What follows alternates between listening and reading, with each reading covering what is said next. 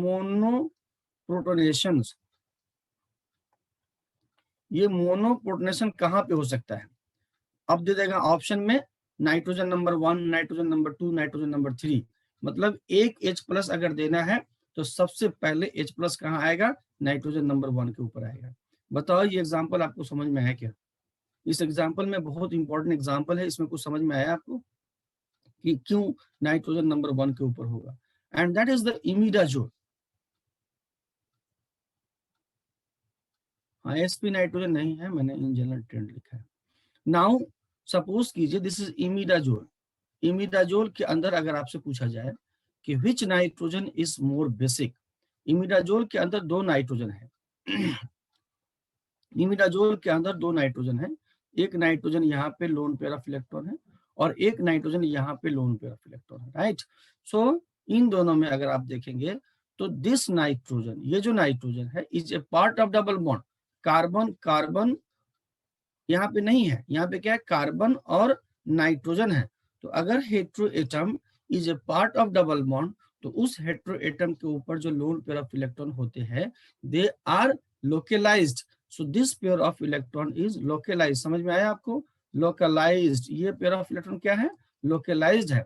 लेकिन ये जो पेयर ऑफ इलेक्ट्रॉन है, ये पेयर ऑफ इलेक्ट्रॉन डिलोकलाइज्ड है। डिलोकलाइज्ड है, इसीलिए अगर आपसे बेसिसिटी पूछी जाए या आपको न्यूक्लियोफिलिसिटी पूछी जाए, which is more basic या which is more nucleophilic, then the answer is this. This is more basic, more nucleophilic imidazole के अंदर में in compared to this one. तो समझ में आ गया आपको? स्लाइड नंबर 2 पे कोई डाउट तो नहीं है किसी को? बताओ जरा, स्लाइड नंबर 2 पे किसी को डाउट है क्या?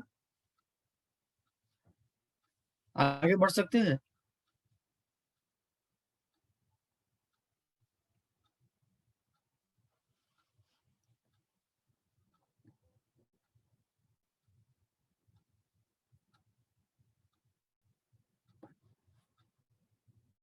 कौन सा डाउट है?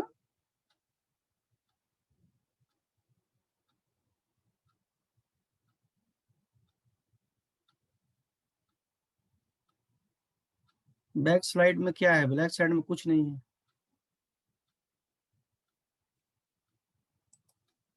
ऐसे मुझे समझ नहीं आ रहा है, पता नहीं आप लोग क्या क्या बोलते हो।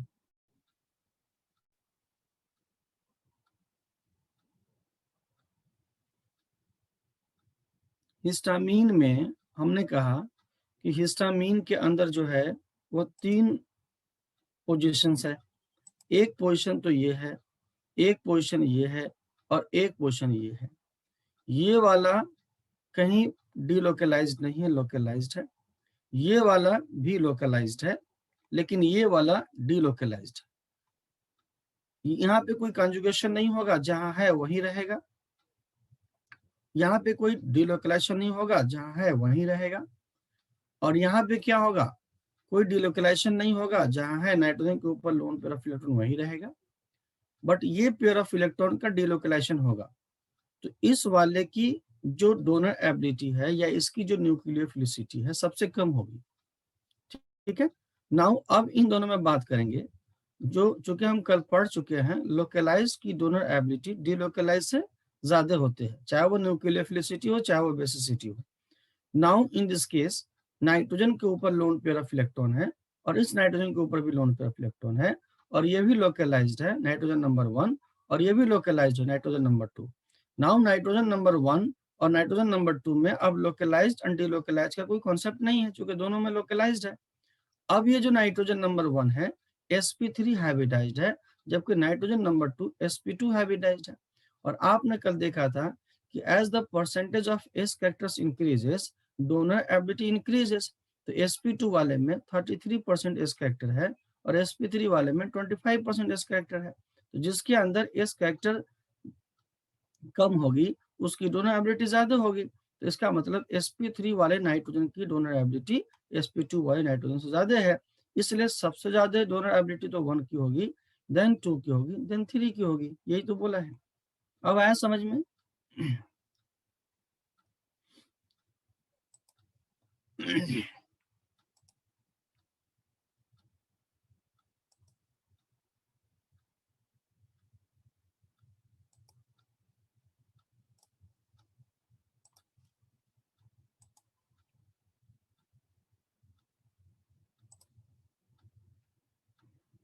देखिए इस केस के अंदर अगर एग्जाम्पल नंबर 1 में H प्लस देना है, मोनोपोर्टनेशन करना है, H प्लस देना है, मुझे बताइए H प्लस कहाँ जाएगा?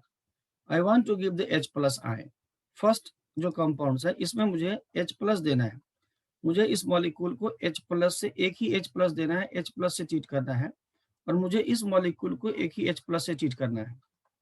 विच nitrogen is going to donate a pair of electron. So यहाँ पे कहाँ कहाँ पेयर ऑफ इलेक्ट्रॉन है? इलेक्ट्रॉन पेयर तो एक नाइट्रोजन के ऊपर है और एक पेयर ऑफ इलेक्ट्रॉन ऑक्सीजन के ऊपर है। सो अब देखिए ये भी नॉन बॉन्डिंग का इलेक्ट्रॉन है और ये भी नॉन बॉन्डिंग का इलेक्ट्रॉन है। कल ही आपने पढ़ा था कि दोनों अगर नॉन बॉन्डिंग का है और ये भी न्यूट्रल है और ये भी न्यूट्रल है, देन क्या करना है बेटा? देन आपको देखना है कि किसकी इलेक्ट्रॉन नेगेटिविटी कम है। तो जाहिर है nitrogen donor is better donor over the oxygen donor. तो इस केस में जो प्रोटनेशन होगा, प्रोटनेशन का साइट ये नाइट्रोजन होगा। So therefore if you are going to make the protonation monoprotonations, तो मोनोप्रोटनेशन करके क्या प्रोडक्ट बनेगा? यहाँ पे दिस इज द OH, यहाँ पे प्रोटनेशन नहीं होगी और यहाँ पे क्या होगा? नाइट्रोजन, और ये क्या करेगा? H प्लस है तो H प्लस को ये पेयर ऑफ इलेक्ट्रॉन देगा। इसका मतलब है नाइट्रोजन और H के बीच में, नाइट्रोजन और H के बीच में 2 इलेक्ट्रॉन आएगा। तो 2 इलेक्ट्रॉन का मतलब क्या होता है? एक बॉन्ड होता है। तो नाइट्रोजन 1 इलेक्ट्रॉन, 2 इलेक्ट्रॉन और 3 इलेक्ट्रॉन और 4 इलेक्ट्रॉन, इसका मतलब नाइट्रोजन ग्रुप 15 का एलिमेंट है। 5 वैलेंस इलेक्ट्रॉन होना चाहिए, लेकिन यहाँ पे 4 ही है, तो इसके ऊपर में एक पॉजिटिव चार्ज हो जाएगा। So this is the product of monoprotonation. This example is very important. यहाँ पे इसको बोलते हैं, एक फंक्शनल ग्रुप है दैट इज कॉल्ड एमिडीन। कौन सा फंक्शनल ग्रुप बोलते हैं? एमिडीन बोलते हैं। एमिडीन, एमिडीन देखिए एमिडीन है, ये R की वैल्यू कोई अल्काइल ग्रुप हो सकता है। Now the question is that अगर आपसे पूछा जाए कि 2 नाइट्रोजन है, एक यहाँ पे लोन पेयर ऑफ इलेक्ट्रॉन है और यहाँ पे लोन पेयर ऑफ इलेक्ट्रॉन है। सो दोनों में देखिए ये जो लोन पेयर ऑफ इलेक्ट्रॉन है, इस नाइट्रोजन के ऊपर जो लोन पेयर ऑफ इलेक्ट्रॉन है जहां पे मैं सर्कल कर रहा हूँ, ये nitrogen is a part of double bond. Are you getting my point? Not sp3, not sp3, कोई sp3 इसमें नहीं है। हाइब्रिडाइजेशन दोनों नाइट्रोजन का sp2 है। So in this case what will happen? The nitrogen जो है, जो पेयर ऑफ इलेक्ट्रॉन रखता है, it is a part of double bond. Double bond का अगर पार्ट है तो ये वाला जो पेयर है वह लोकलाइज्ड है, लेकिन ये नाइट्रोजन जो है ये डबल बॉन्ड का पार्ट नहीं है, and they fulfil the criteria of conjugation, तो ये डिलोकलाइज्ड है। तो जहां तक बहुत सारे लोग हाइब्रिडेशन में कंफ्यूज कर रहे हैं, मैं कल भी बताया था, किसी ने सवाल पूछा था और आज भी बता रहा हूँ, सुन लीजिए कि मान लीजिए हाइब्रिडाइजेशन में हम क्या करते हैं, अगर पेयर ऑफ इलेक्ट्रॉन डिलोकलाइज्ड है तो उस पेयर ऑफ इलेक्ट्रॉन को हम काउंट नहीं करते। अगर कोई पेयर ऑफ इलेक्ट्रॉन है, जैसे यहाँ पे अमोनिया है, अमोनिया N और H और H है, तो ये अमोनिया के ऊपर जो पेयर ऑफ इलेक्ट्रॉन है ये कहीं डिलोकलाइज नहीं हो सकता, because it not satisfy the condition of delocalisation. Double bond से थोड़ी ना अटैच है नाइट्रोजन। तो ऐसे केसेस में ये जो लोन पेयर ऑफ इलेक्ट्रॉन है उसको भी हम काउंट करते हैं। तो यहाँ पे 1, यहाँ पे 2 और यहाँ पे 3, लोन पेयर बन के 4, तो 4 के लिए हम लिखते हैं sp3। लेकिन if the pair of electron is a part of delocalisation, then hybridisation count करते समय उस पेयर ऑफ इलेक्ट्रॉन को नहीं लेते। तो यहाँ पे जो ये लोन पेयर ऑफ इलेक्ट्रॉन है, यहाँ पे जो लोन पेयर ऑफ इलेक्ट्रॉन है, ये lone pair of electron is a part of delocalisation. Delocalisation अब कल तो बताया था बेटा, ध्यान सुना करो लेक्चर्स। अगर डबल बॉन्ड है एंड देन सिंगल बॉन्ड है और एटम कोई है और उसके ऊपर पेयर ऑफ इलेक्ट्रॉन है, तो ऐसे पेयर ऑफ इलेक्ट्रॉन डिलोकलाइजेशन के पार्ट होंगे, राइट? अगर पेयर ऑफ इलेक्ट्रॉन है और pair of electron double bond से अटैच है तो डिलोकलाइजेशन के पार्ट होंगे। लेकिन अगर पेयर ऑफ इलेक्ट्रॉन कोई है, कोई हेटेरो एटम, और वो डबल बॉन्ड का पार्ट है, तो ये पेयर ऑफ इलेक्ट्रॉन डिलोकलाइजेशन का पार्टिसिपेट नहीं करेगा। सो यहाँ पे क्या होगा, ये जो नाइट्रोजन है और उसके ऊपर जो पेयर ऑफ इलेक्ट्रॉन है, the nitrogen atom is a part of double bond. मतलब पार्ट ऑफ डबल बॉन्ड कहने का मतलब नाइट्रोजन के साथ ही डबल बॉन्ड बन रहा है। तो उस सिचुएशन में जो लोन पेयर ऑफ इलेक्ट्रॉन है that will not participate in the delocalisations. लेकिन अगर कोई हेटेरो एटम है और इस तरह से डबल बॉन्ड के साथ अटैच है, देन ये पेयर ऑफ इलेक्ट्रॉन डिलोकलाइजेशन का पार्ट का हो सकता है। सो यहाँ पे अगर डिलोकलाइजेशन का पार्ट है तो उस पेयर ऑफ इलेक्ट्रॉन को हाइब्रिडेशन में काउंट नहीं करना है। तो इसको काउंट नहीं करना है तो कितना हो गया? सिग्मा बॉन्ड सिर्फ काउंट कीजिए, 1, 2 और 3। सो 3 के लिए क्या होता है बताइए, sp2। तो ये नाइट्रोजन भी sp2 हाइब्रिडाइज्ड है। और यहाँ पे जो नाइट्रोजन है, इस नाइट्रोजन को देखिए क्या होगा, कार्बन कार्बन नाइट्रोजन और H है। सो यहाँ पे देखो, अब नाइट्रोजन क्या है, डबल बॉन्ड का पार्ट है। तो नाइट्रोजन का हाइब्रिडेशन निकालते समय ये जो लोन पेयर है, it is not a part of delocalisation, ये लोकलाइज्ड है।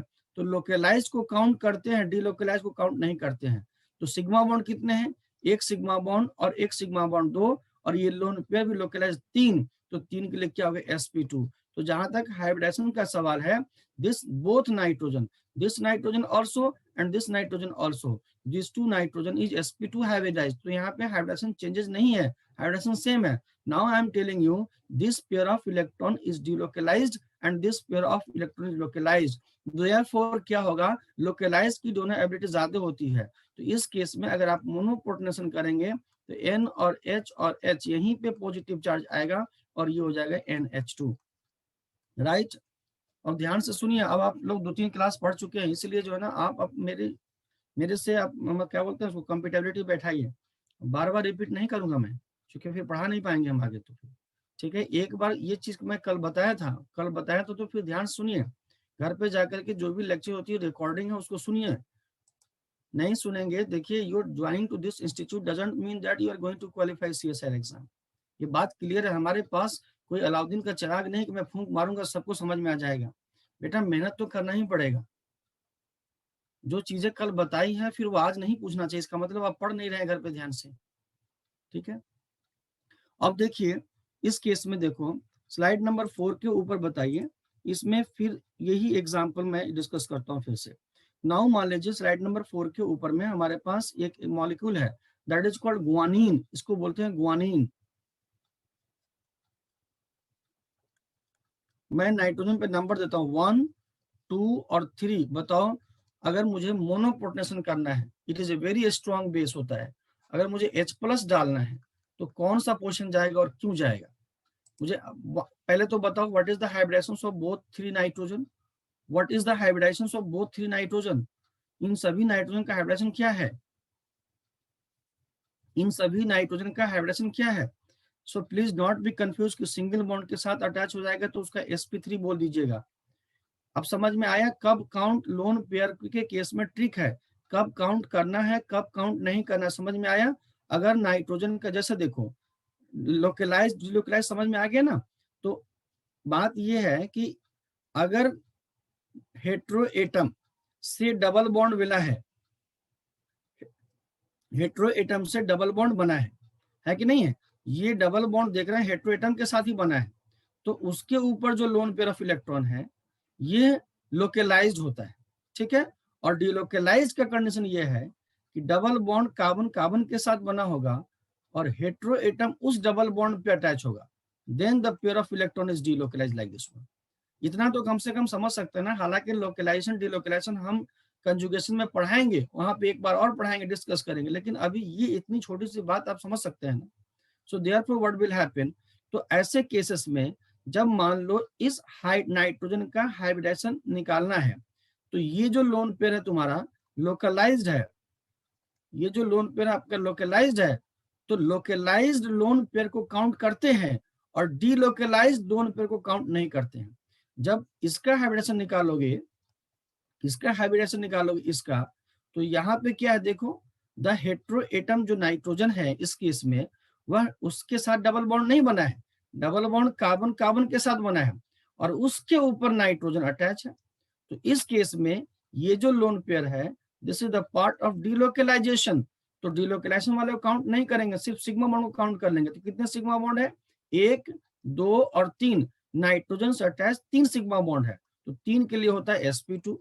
और यहाँ पे कितना सिग्मा बॉन्ड है, 1 सिग्मा बॉन्ड, 2 सिग्मा बॉन्ड और 2 ही सिग्मा बॉन्ड है, लेकिन यहाँ पे लोन पेयर काउंट करेंगे, चूंकि लोन पेयर लोकलाइज्ड है, तो ये भी हो गया sp2।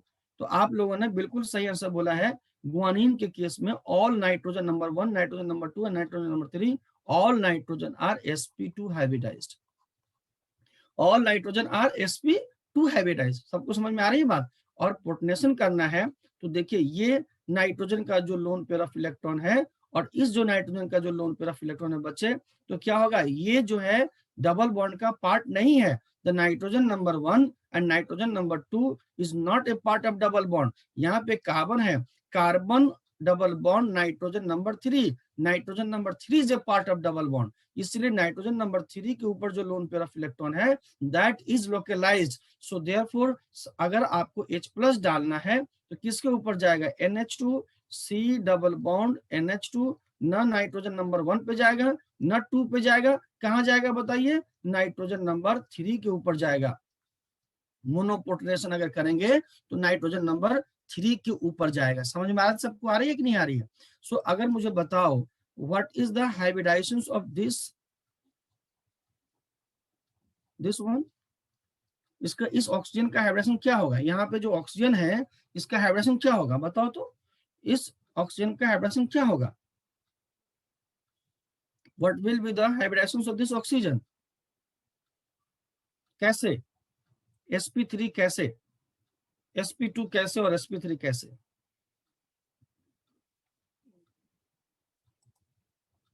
हमको तो लगता है आप लोगों का हाइब्रिडेशन ही नहीं आता है। ठीक है, एक सिग्मा बॉन्ड काउंट करो, इस ऑक्सीजन से एक सिग्मा बॉन्ड तो इधर है, एक सिग्मा बॉन्ड इधर है, 2 सिग्मा बॉन्ड तो 2 ही है। अब एक लोन पेयर है 3 और एक लोन पेयर है 4।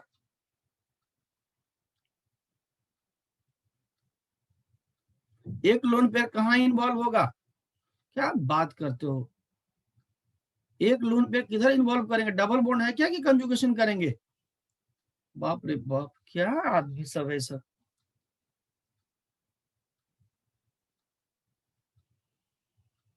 अरे डबल बॉन्ड है कि क्या कंजुगेशन करेंगे, इसमें तो कंजुगेशन नहीं होगा ना बेटा।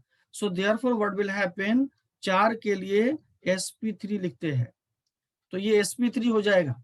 नाउ अगर मान लो sp3 हो जाएगा, लेकिन अगर यही हम पार्टिसिपेट करते हैं, डबल बॉन्ड इस तरह से लगा दिया, नाउ यहाँ पे देखो, अब इस ऑक्सीजन का हाइब्रिडेशन क्या होगा, what will be the hybridisation of this oxygen. अब यहाँ पे क्या होगा, अब यहाँ पे क्या होगा कि ये जो ऑक्सीजन है देख रहे हैं, ये oxygen carbon carbon double bond से अटैच है oxygen.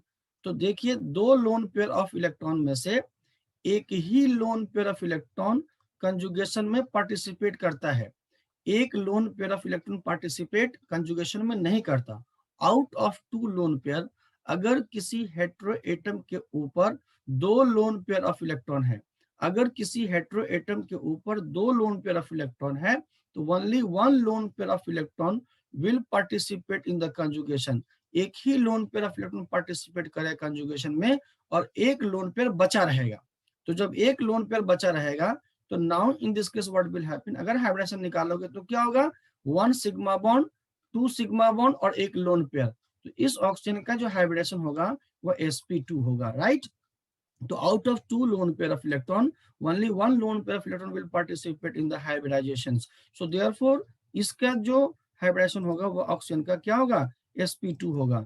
Now if I am asking कि dbn और dbu इसका फुल फॉर्म बताएंगे। अभी सिर्फ देखिए कि अगर ये 2 नाइट्रोजन है, सो इस नाइट्रोजन के ऊपर में 1 2 3 बॉन्ड, इसका मतलब इसके ऊपर भी लोन पेयर है, 1 2 3 बॉन्ड, इसका मतलब इसके ऊपर भी लोन पेयर ऑफ इलेक्ट्रॉन है।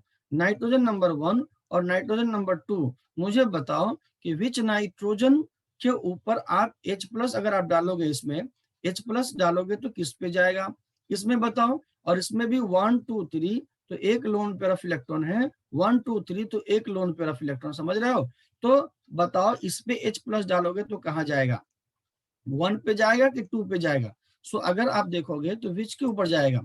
सो बोथ के केस में चूंकि नाइट्रोजन नंबर 1 का जो लोन पेयर ऑफ इलेक्ट्रॉन है, this loan pair of electron is the delocalised. इसमें भी जो नाइट्रोजन नंबर 1 का लोन पेयर है वह डीलोकलाइज्ड है, लेकिन नाइट्रोजन नंबर 2 का जो लोन पेयर है और नाइट्रोजन नंबर 2 का जो लोन पेयर है, since this nitrogen is a part of double bond, ये नाइट्रोजन डबल बॉन्ड का पार्ट है, इसलिए इसके ऊपर जो लोन पेयर ऑफ इलेक्ट्रॉन होगा वो लोकलाइज्ड होगा। और एक डीलोकलाइज्ड है और एक लोकलाइज्ड है, तो डीलोकलाइज्ड के ऊपर नहीं, लोकलाइज्ड की दोनों एबिलिटी ज्यादा होगी। तो H+ डालेंगे या कोई इलेक्ट्रोफाइल डालेंगे तो that will come at the nitrogen number 2। these bases DBN और DBU जो दो बेसेस है, यूजुअली एलिमिनेशन रिएक्शंस के अंदर हम इसका इस्तेमाल करते हैं। अब मुझे बताओ स्लाइड नंबर 4 के ऊपर किसी को कोई डाउट है तो बताओ। स्लाइड नंबर 4 के ऊपर किसी को कोई प्रॉब्लम तो बताओ।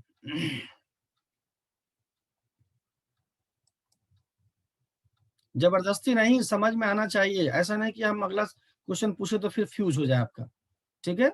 जबरदस्ती समझ में नहीं आ रहा, समझ में आना चाहिए।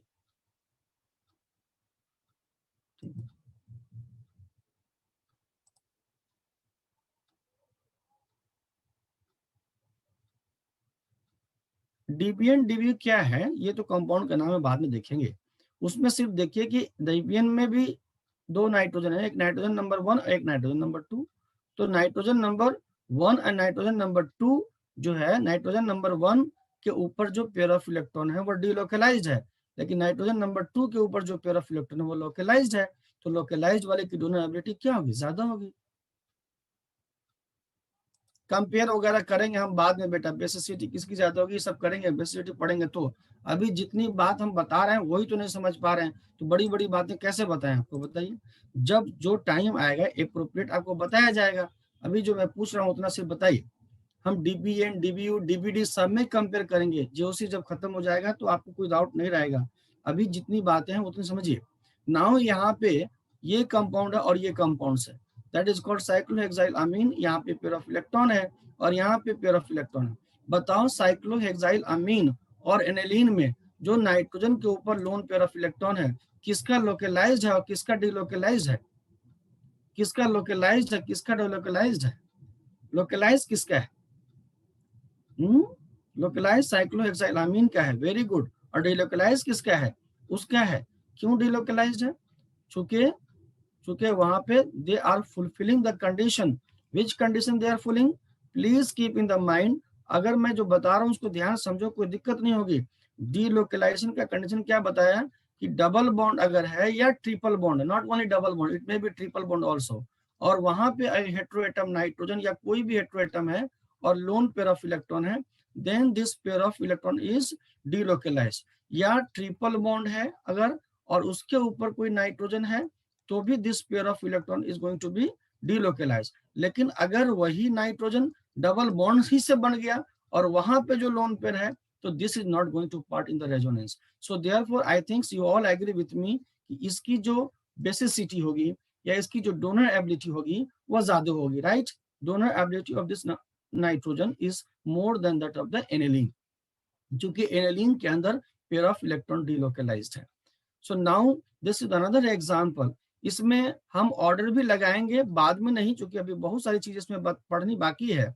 सिर्फ इस कंपाउंड के अंदर मुझे एक बिग सा मॉलिक्यूल है, सभी का हम 1 2 3 4 नंबर दिए हुए हैं, सब पे लोन पेयर ऑफ इलेक्ट्रॉन दिए हुए हैं। थोड़ा सा आप जल्दी मुझे बता दीजिए 1 सेकंड के अंदर, विच नाइट्रोजन, अगर आप इस कंपाउंड को H प्लस देते हैं, एक ही H प्लस देते हैं, मोनोप्रोटोनेशन करते हैं, क्या करते हैं? मोनोप्रोटोनेशन। इस कंपाउंड के ऊपर एक ही जगह पे कंट्रोल्ड H प्लस डालते हैं, मोनोप्रोटोनेशन कहते हैं। तो बताइए which nitrogen it is. Very good, excellent, most of the student are telling very right answer, that is the nitrogen number 4। The nitrogen number 4 is very correct answer. Why it is called? Because अगर आप nitrogen number 1 को देखिए, nitrogen number 1 को देखिए, this is also a part of delocalisation. Why? आप देख सकते हैं नाइट्रोजन नंबर 1 को, क्योंकि नाइट्रोजन नंबर 1 के ऊपर जो लोन पेयर ऑफ इलेक्ट्रॉन है, चाहे एन के ऊपर देखो सी और सी डबल बॉन्ड ओ है, तो डबल बॉन्ड के ऊपर ये जो लोन पेयर ऑफ इलेक्ट्रॉन है, they are going to part in the delocalisation. और इसी तरह से नाइट्रोजन नंबर 2 के ऊपर चाहे राइट साइड में भी हो सकता है, इधर भी हो सकता है क्योंकि डबल बॉन्ड इधर लगा हुआ है, या इधर भी हो सकता है, इस साइड भी हो सकता है, किधर भी हो सकता है। मीनिंग देयर बाय कि डीलोकलाइजेशन किधर होगा वो हम देखेंगे। लेकिन अभी तो मैं कह रहा हूं कि ये 1 के ऊपर जो लोन पेयर ऑफ इलेक्ट्रॉन है वह कंजुगेशन में पार्टिसिपेट करेगा। 2 के ऊपर भी जो इलेक्ट्रॉन है वो भी कंजुगेशन में पार्टिसिपेट करेगा, और इवन दो 3 के ऊपर जो इलेक्ट्रॉन है वो भी कंजुगेशन में पार्टिसिपेट करेगा, ठीक है। सिर्फ और सिर्फ आप अगर देख सके तो देखो, ये जो नाइट्रोजन नंबर जो 4 है वह कार्बन कार्बन और नाइट्रोजन नंबर 4 ये डबल बॉन्ड नाइट्रोजन का ही पार्ट है, nitrogen is a part of double bond, है कि नहीं है? Nitrogen is a part of double bond. So if the nitrogen is a part of double bond, इसका मतलब यहाँ जो पेयर ऑफ इलेक्ट्रॉन देख रहे हो, ये पेयर ऑफ इलेक्ट्रॉन क्या है बेटा? लोकलाइज्ड है। और लोकलाइज की डोनर एबिलिटी डीलोकलाइज से ज्यादा होती है। तो may I hope it makes some sense, समझ में आया आपको? अब इन सभी में ऑर्डर एस्टेब्लिश करने के लिए थोड़ा और पढ़ना पड़ेगा, अभी इतना से नहीं होगा, लेकिन इतना तो पता चल गया कि इन सभी के अंदर अगर पूछा जाए कि विच इज बेस्ट डोनर, तो इसमें आपको पता चल गया कि nitrogen number 4 is best donor.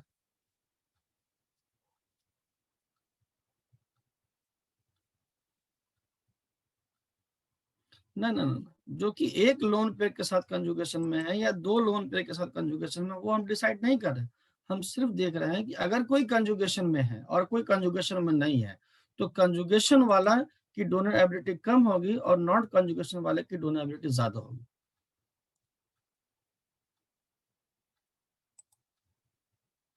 अब देखिए, now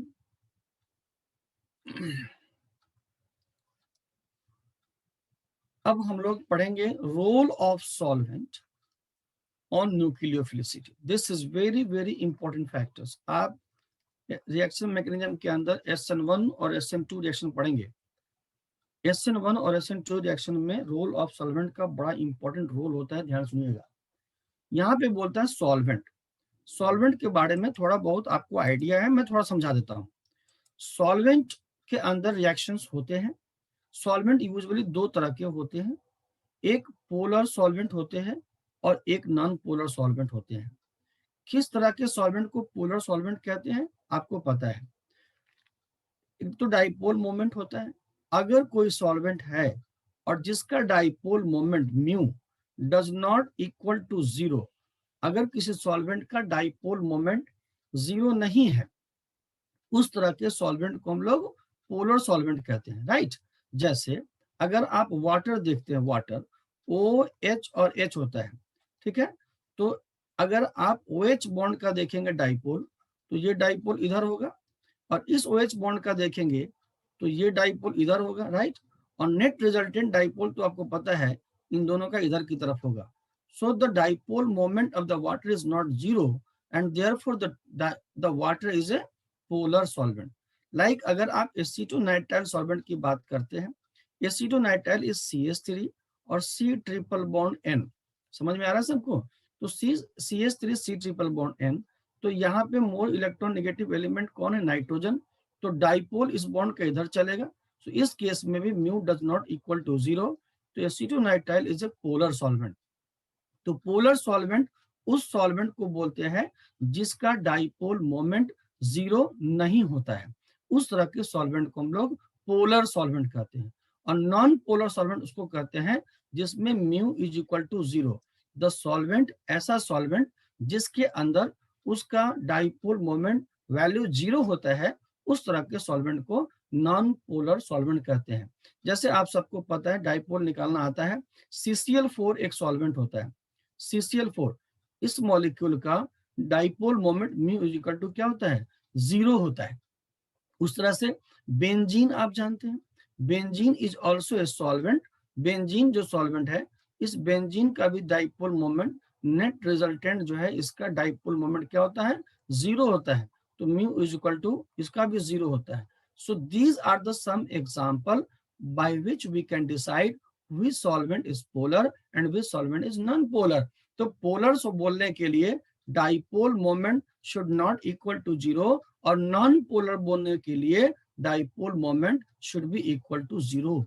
then such a solvent is said to be non polar solvent if the dipole moment is zero, and if the dipole moment does not zero, then such a solvent is said to be polar solvent। बताइए, इतनी बात आपको समझ में आई? Slide number 7 के ऊपर हमने solvent को दो प्रकार बताया, पोलर सॉल्वेंट और नॉन पोलर सॉल्वेंट। हमने कहा कि जिसका डाइपोल मोमेंट जीरो होगा वो नॉन पोलर होगा, और जिसका डाइपोल मोमेंट जीरो नहीं होगा वो पोलर होगा। इतनी बात बोली। नाउ अब यहाँ देखिए ध्यान से, उसमें हम जो पोलर सॉल्वेंट है उसको बच्चे दो पार्ट में बांट रहे हैं। जो पोलर सॉल्वेंट है उसको हम लोग दो पार्टों में बांट रहे हैं। एक को बोल रहे हैं पोलर को, यहाँ पे दो सॉल्वेंट था ना, एक पोलर सॉल्वेंट और एक नॉन पोलर सॉल्वेंट। फर्दर हम लोग खूब ध्यान समझिएगा, SN1 रिएक्शन में और SN2 रिएक्शन में बहुत जरूरत है। नाउ पोलर सॉल्वेंट को हम लोग फिर हम इसको दो पार्टों में बांट रहे हैं। पोलर सॉल्वेंट एक में हम लोग लगा दिया एप्रोटिक और एक को बोलते हैं प्रोटिक। तो दिस इज कॉल्ड पोलर, ये वाला जो सॉल्वेंट है that is called polar aprotic, और इसको बोलते हैं protic, polar protic.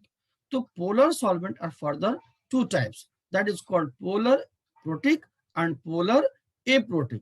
Now if we see the polar protic, अगर आप देखो कि पोलर प्रोटिक, पोलर को तो हमने बता दिया क्या होता है।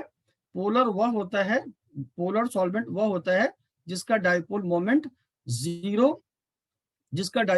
जीरो नहीं होता है। अब उसको फर्दर हम देख रहे हैं पोलर प्रोटिक। पोलर प्रोटिक उस सॉल्वेंट को कहेंगे जिस सॉल्वेंट के अंदर the hydrogen must be attach with the strong electron negative element. मतलब हाइड्रोजन मस्ट बी यानी हाइड्रोजन मतलब proton must be attached with a strong electron negative element, with a strong electron negative element such as अगर आप देखिए तो strong electron negative element से attach होना चाहिए। फॉर एग्जाम्पल वह एलिमेंट नाइट्रोजन हो गया, और वह ऑक्सीजन हो गया, और वह फ्लोरीन हो गया। Please keep in the mind, अगर कोई सॉल्वेंट में हाइड्रोजन इन तीन एलिमेंट के साथ अगर अटैच है, nitrogen, oxygen and fluorine, then such a solvent is said to be polar protic solvent, right. दूसरी बात है कि these solvents are capable to form hydrogen bond. These solvent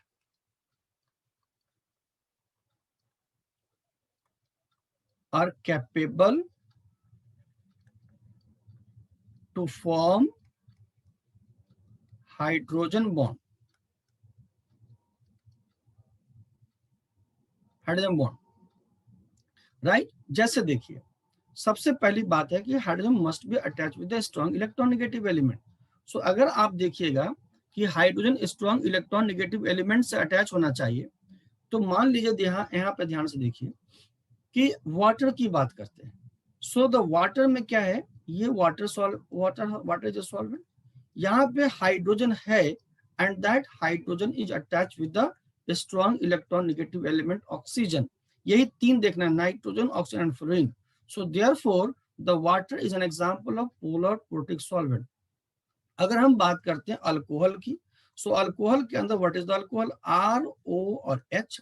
तो इसके अंदर भी hydrogen is attach with the strong electron negative element. हम बात करते हैं TFA, ट्राइफ्लोरो एसिटिक एसिड की। अगर हम TFA, ट्राइफ्लोरो एसिटिक एसिड की बात करें, तो इन दिस केस अगेन देखिए there is a hydrogen and hydrogen is attach with the strong electron negative element oxygen. हम बात करते हैं HF की, तो यहाँ पे भी देखिए the hydrogen is attach with the strong electron negative element fluorine. So therefore these solvents are said to be, इसलिए ये सभी सॉल्वेंट हम क्या बोलते हैं, इन सभी सॉल्वेंट को हम लोग बोल सकते हैं पोलर, पोलर तो है ही, और प्रोटिक भी बोल सकते हैं, polar protic solvent. So is it clear to all of you कि पोलर प्रोटिक बोलने के लिए जाहिर है कि the hydrogen must be attach with the strong electron negative element, hydrogen must be attach with the strong electron negative element, और वह strong electron negative element fix है, कौन कौन सा, नाइट्रोजन, ऑक्सीजन और फ्लोरीन। अगर कोई सॉल्वेंट के ऊपर हाइड्रोजन नाइट्रोजन से या ऑक्सीजन से या फ्लोरीन से अटैच है, then such a solvent is said to be polar protic solvent. Now इसमें कोई दिक्कत है, मूव कर सकते हैं हम आगे, किसी को कोई प्रॉब्लम तो बताओ, कैन आई मूव फॉरवर्ड? ठीक है, आगे बढ़ते हैं हम लोग, अगर दिक्कत नहीं है तो। नाउ अब हमने डिस्कस किया पोलर एप्रोटिक सॉल्वेंट। देखिए क्या डिस्कस किया बेटा, polar aprotic solvent, aprotic solvent. जैसे आप स्टीरियो केमिस्ट्री पढ़ेंगे तो उसमें होता है कायरल, कायरल एक वर्ड होता है, सुने हैं नाम कायरल का, कायरल, और एक होता है ए कायरल, सुने, कायरल और ए कायरल। एक होता है सिमेट्रिक और एक होता है एसिमेट्रिक। यूजुअली ऑर्गेनिक केमिस्ट्री में जो ए का मीनिंग होता है वह नहीं के सेंस में लिया जाता है। ए का जो मीनिंग होता है, the meaning of A is not के सेंस में लेते हैं, ठीक है। तो कायरल जो कायरल है और ए कायरल जो कायरल नहीं है, सिमेट्रिक जिसमें सिमेट्री है, एसिमेट्रिक जिसमें सिमेट्री नहीं है। उसी तरीके से अगर आप ध्यान से वर्ड को सुनो तो प्रोटिक और एप्रोटिक, क्या लगता है? प्रोटिक मतलब जिसमें प्रोटोन, और प्रोटिक स्टैंड फॉर प्रोटोन, और एप्रोटिक जिसमें प्रोटोन नहीं हो। तो यहां पे the word a is simply misleading. ऐसा लगता है कि ए बोल देने से ऐसा मालूम होता है कि ऐसे सॉल्वेंट को हम लोग पोलर एप्रोटिक सॉल्वेंट करेंगे जिसमें प्रोटोन ना हो, लेकिन ये बात सही नहीं है। ये बात बिल्कुल सही नहीं है कि जिसमें प्रोटोन ना हो उस सॉल्वेंट को एप्रोटिक कहेंगे, बल्कि इसका मीनिंग ये हुआ कि तो प्रोटोन हो सकता है और नहीं भी हो सकता। जैसे SO2 की बात करते हैं, SO2 is a polar aprotic solvent. SO2 is a polar aprotic solvent, but there is no proton, ठीक है। लेकिन फॉर्चुनेटली ऐसा है, लेकिन ऐसा कोई जरूरी नहीं है कि उसी सॉल्वेंट को हम लोग पोलर एप्रोटिक, मतलब ऐसा नहीं है कि सिर्फ इसी को हम लोग पोलर एप्रोटिक सॉल्वेंट कहेंगे। पोलर एप्रोटिक सॉल्वेंट में भी प्रोटोन हो सकता है। Polar aprotic solvent also proton will be there, proton हो सकता है। सिर्फ फर्क इतना है कि proton should not be attach with the strong electron negative element like oxygen, nitrogen and fluorine. तो एप्रोटिक का मतलब, ए वर्ड का मतलब ऐसा नहीं कि इसमें प्रोटोन नहीं होगा उसी को बोलेंगे, सिर्फ इसी को बोलेंगे पोलर एप्रोटिक सॉल्वेंट। किसी भी सॉल्वेंट को पोलर एप्रोटिक सॉल्वेंट बोल सकते हैं, बशर्ते इसमें सिर्फ एक कंडीशन है, the proton should not be attach, proton should not be attach with nitrogen, oxygen and fluorine with strong electronegative element. Proton हो सकता है बट उसको किससे अटैच नहीं होगा, होना है इन इलेक्ट्रॉनिगेटिव एलिमेंट्स। लाइक इस स्लाइड के ऊपर जितने भी एग्जाम्पल लिखे हैं, जितने भी एग्जाम्पल लिखे हैं, example number 1 that is called DMF, example number 2 NMP, सबका फुल फॉर्म में लिखा है, example number 3 DMSO, example number 4 DMPU, example number 5 HMPA। These all solvents हैं, these all solvents are polar aprotic solvents, all are, ये all are polar aprotic solvent, polar aprotic solvent. जितने भी यहां लिखे हैं सबके सब पोलर एप्रोटिक सॉल्वेंट है। अब देखिए, let us consider an example of DMF या DMSO व्हाटएवर। अगर हम DMF की बात करते हैं, डाई मिथाइल या DMSO की बात करते हैं, तो DMSO, this is the solvent DMSO, di methyl sulphur oxide. In this case carbon, hydrogen और hydrogen, and then S double bond O, and then carbon, hydrogen or hydrogen. So what you are finding, the hydrogen is there. ऐसा नहीं है कि hydrogen नहीं है, hydrogen is there, but hydrogen is not attached with the strong electron negative element like nitrogen, oxygen and fluorine. This hydrogen, all 6 hydrogens are attached with the carbon, और हमने carbon का नाम इसमें नहीं लिया है। So therefore, this is the polar aprotic solvent. If we talk about the DMF, dimethyl formamide, DMF की बात करते हैं, H is there, C double bond O, N, CH3 is there and CH3 is there. So in this case also the hydrogen is there, but the hydrogen is not attached with the strong electron negative element, oxygen, nitrogen, fluorine, and therefore this solvent is said to be polar aprotic solvent. तो बताइए slide number 10 क्या clear है आप लोगों को? Slide number 10 clear है सबको?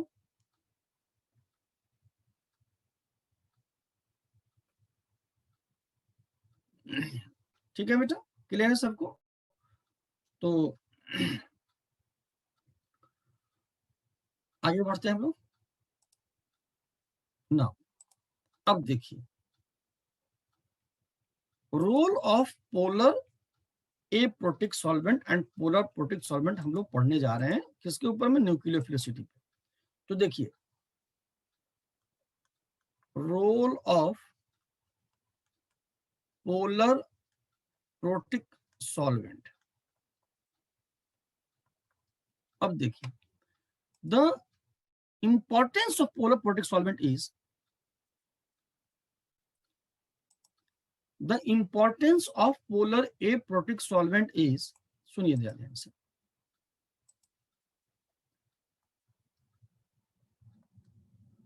अब जो पोलर एप्रोटिक सॉल्वेंट होते हैं ये क्या करते हैं? जैसे पोलर प्रोटिक सॉल्वेंट क्या करते हैं? अब कोई पोलर प्रोटिक सॉल्वेंट का नाम ले लेते हैं। जैसे मान लीजिए आपका अल्कोहल हो गया, तो अल्कोहल इज RO और H। Now what will happen in this case? In this case जो अल्कोहल है इसमें ऑक्सीजन के ऊपर लोन पेयर ऑफ इलेक्ट्रॉन है, एंड अगर डाइपोल देखेंगे तो ऑक्सीजन की इलेक्ट्रॉन नेगेटिविटी हाइड्रोजन से ज्यादा है, इसलिए हाइड्रोजन पे डेल्टा पॉजिटिव चार्ज और ऑक्सीजन पे डेल्टा नेगेटिव चार्ज आता है। इसका मतलब ये हुआ कि इसके अंदर दो पोल है, एक तो पॉजिटिवली चार्ज भी है और एक नेगेटिवली चार्ज भी है। मतलब इसको हम नेमोनिक्स के तौर पे बनाए तो एक तरफ तो पॉजिटिव चार्ज है और एक तरफ नेगेटिव चार्ज भी है इसके अंदर। So what will happen?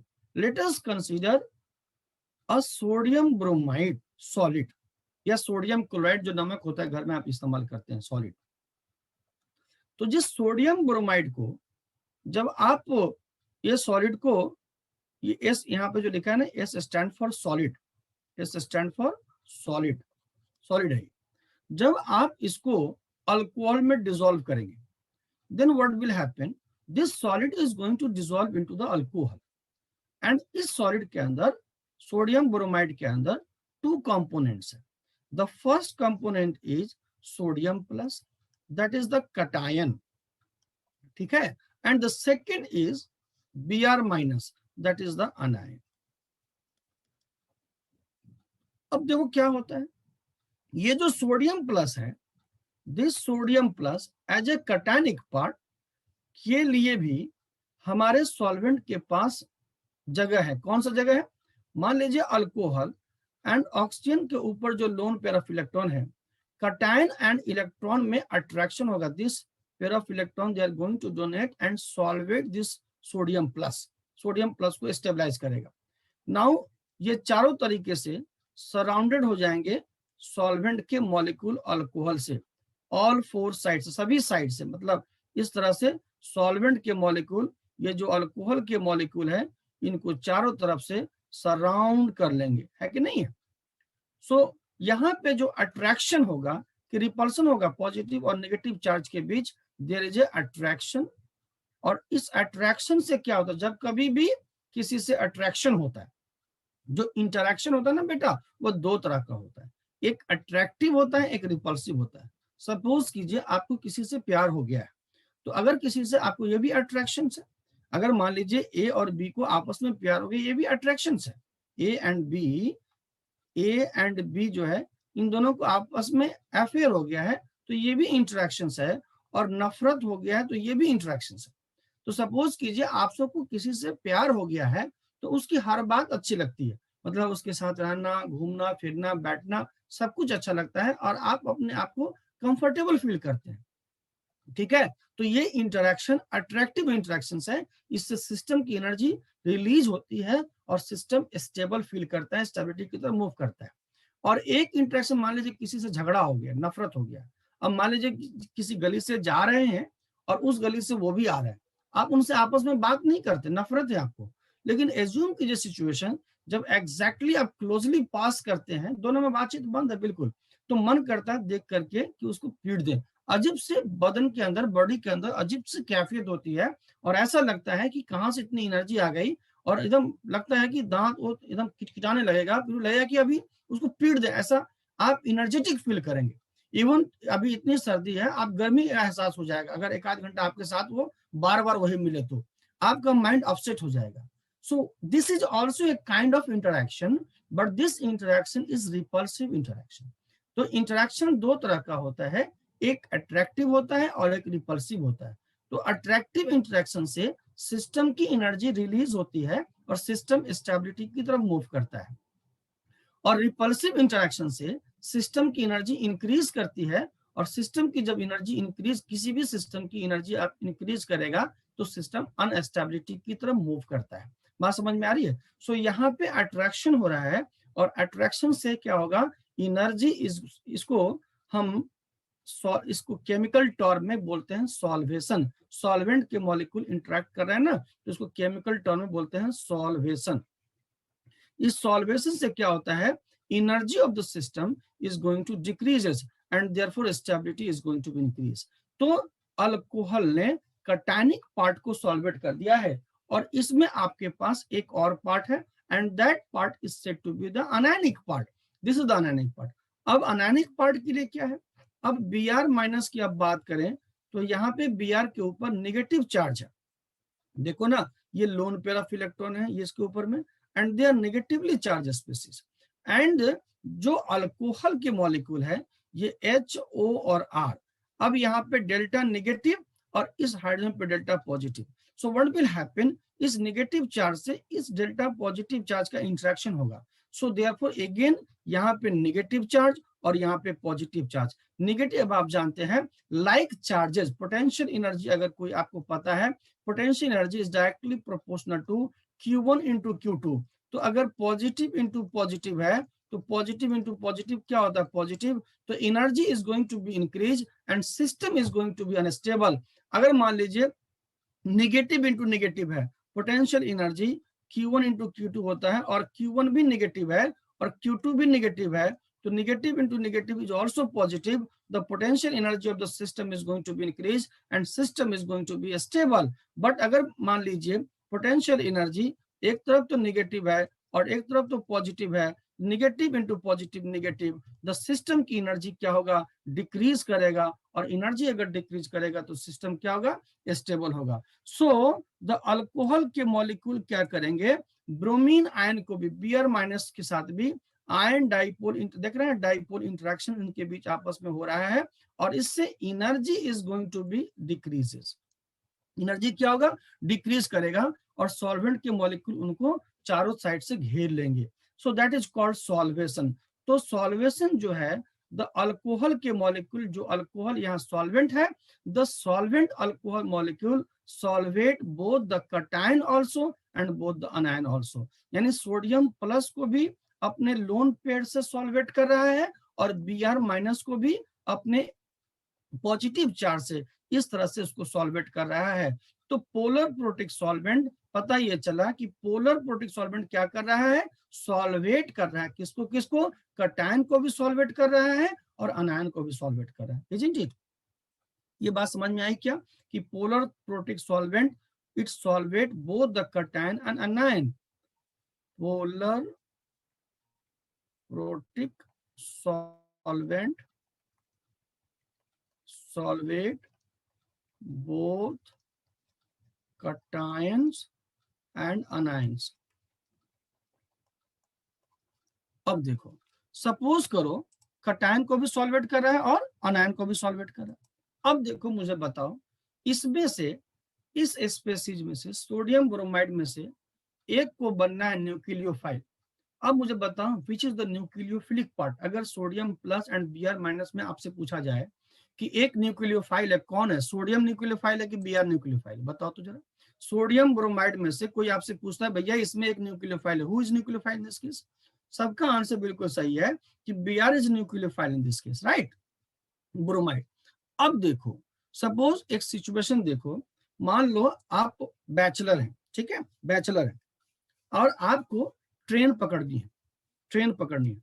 तो बैचलर लोगों के पास कितने बैग होते हैं बताओ, अगर जैसे मान लो आपको अभी दिल्ली आना है पढ़ाई करने के लिए, मान लीजिए दिल्ली आना है, तो आपके पास कितने बैग होते हैं? जनरली बैचलर लोग जब मूव करते हैं तो एक आध बैग होते हैं, अकेला फ्री होता है, तेजी से भाग के ट्रेन पकड़ लेगा, ठीक है। लेकिन सपोज कीजिए मैरिड पीपुल है, वाइफ है, उनके साथ बच्चे हैं, सपोज कीजिए, समझ रहे हैं, मैरिड पीपुल है, और उनके साथ आप समझते हैं क्या क्या हो सकता है। वाइफ लोगों का सामान तो बहुत ज्यादा होता है, 4-5 बैग होता है पूरा भरा हुआ, ठीक है, ब्रीफ केस। और उसके साथ क्या करेगा, अब एक पर्सन है, एक पर्सन, ये देखो यहाँ पे पर्सन है ये, और इसको ट्रेन पकड़ना है, यहाँ ये ट्रेन है, ये ट्रेन है, ठीक है, ये ट्रेन पकड़ना है, ये पर्सन यहाँ पे, ये पर्सन जो है अकेला है, इसके साथ कोई नहीं। और एक पर्सन है, एक पर्सन है, बताओ, ये पर्सन है, और इसके पर्सन के पास पुलिंग वाले, देखो ये वाइफ हो गया, ये वाइफ हो गया, देखो, और इसके साथ ये देखो उसका चाइल्ड हो गया, बेटा हो गया, सन हो गया, इधर देखो उसकी डॉटर हो गई, हाँ, ये वाइफ का ह्यूज सामान सब है, लगेज है, देख रहे हैं। सो नाउ टेल मी, इस आदमी को भी इस ट्रेन में बैठना है, इस आदमी को भी इस ट्रेन में बैठना है। द मोबिलिटी जो है, किसकी मोबिलिटी ज्यादा है, कौन फास्ट मूव करेगा, कौन वो ट्रेन पर जल्दी पहुंच जाएगा, बताओ। ये जो पर्सन नंबर नीचे जो दिखा गया है, इतने सारे लोगों के साथ घिरा हुआ है, इसकी तो हालत आप समझ सकते हैं।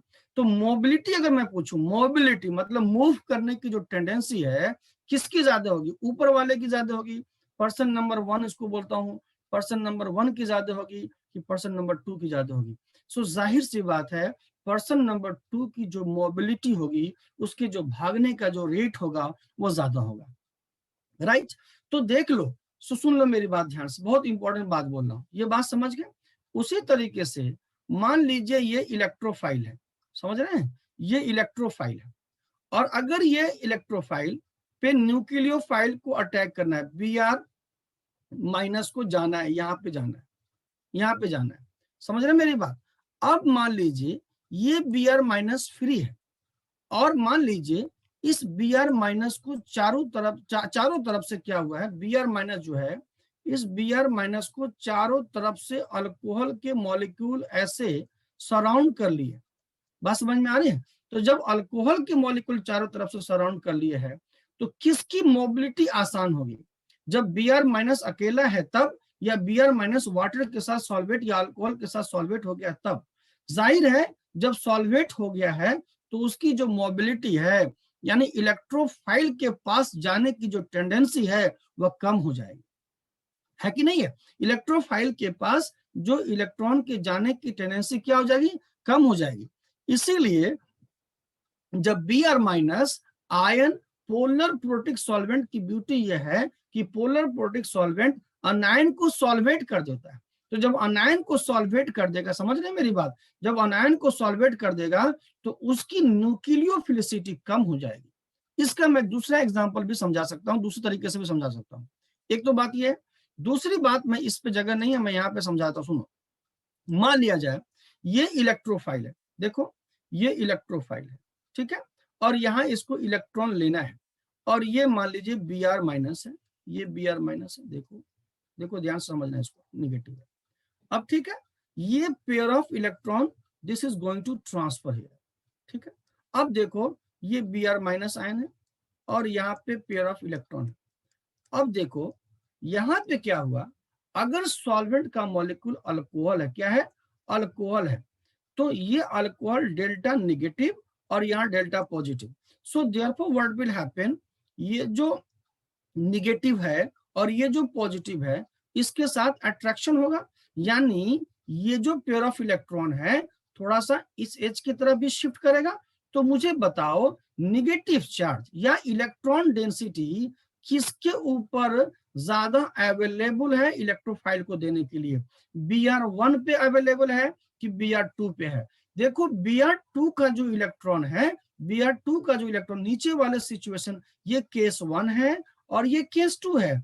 तो जो केस 2 है उसमें जो इलेक्ट्रॉन डेंसिटी है उसका प्यार बट गया है, कुछ प्यार जो है वो तो अल्कोहल के लिए है और कुछ प्यार जो है वो इलेक्ट्रोफाइल के लिए है। इसका मतलब जो है अगर एक आदमी दोनों साइड काम करने लगेगा तो उसका ध्यान भटक जाएगा। इसका मतलब ये हुआ कि Br के ऊपर जो इलेक्ट्रॉन डेंसिटी है, कुछ इलेक्ट्रॉन डेंसिटी हाइड्रोजन के साथ हाइड्रोजन बॉन्डिंग में इंगेज हो गई, इसका मतलब यहाँ पे इलेक्ट्रोफाइल को देने के लिए कम इलेक्ट्रॉन डेंसिटी अवेलेबल है। जब कम इलेक्ट्रॉन डेंसिटी अवेलेबल है तो इसका मतलब डोनर एबिलिटी कम है, और डोनर एबिलिटी कम है तो इसकी न्यूक्लियोफिलिसिटी कम है।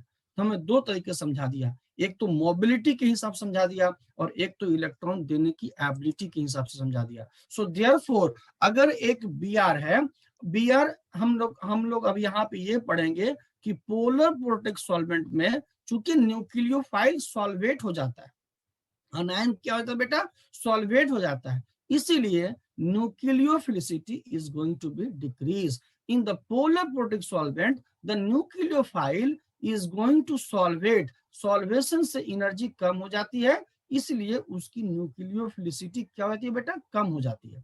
आपको ये बात समझ में आई कि पोलर प्रोटेक्ट सॉल्वेंट में न्यूक्लियोफाइल की न्यूक्लियोफिलिसिटी कम हो जाती है। ये बात आपको समझ में आई? जल्दी बताओ यस और नो, समझ में आई क्या?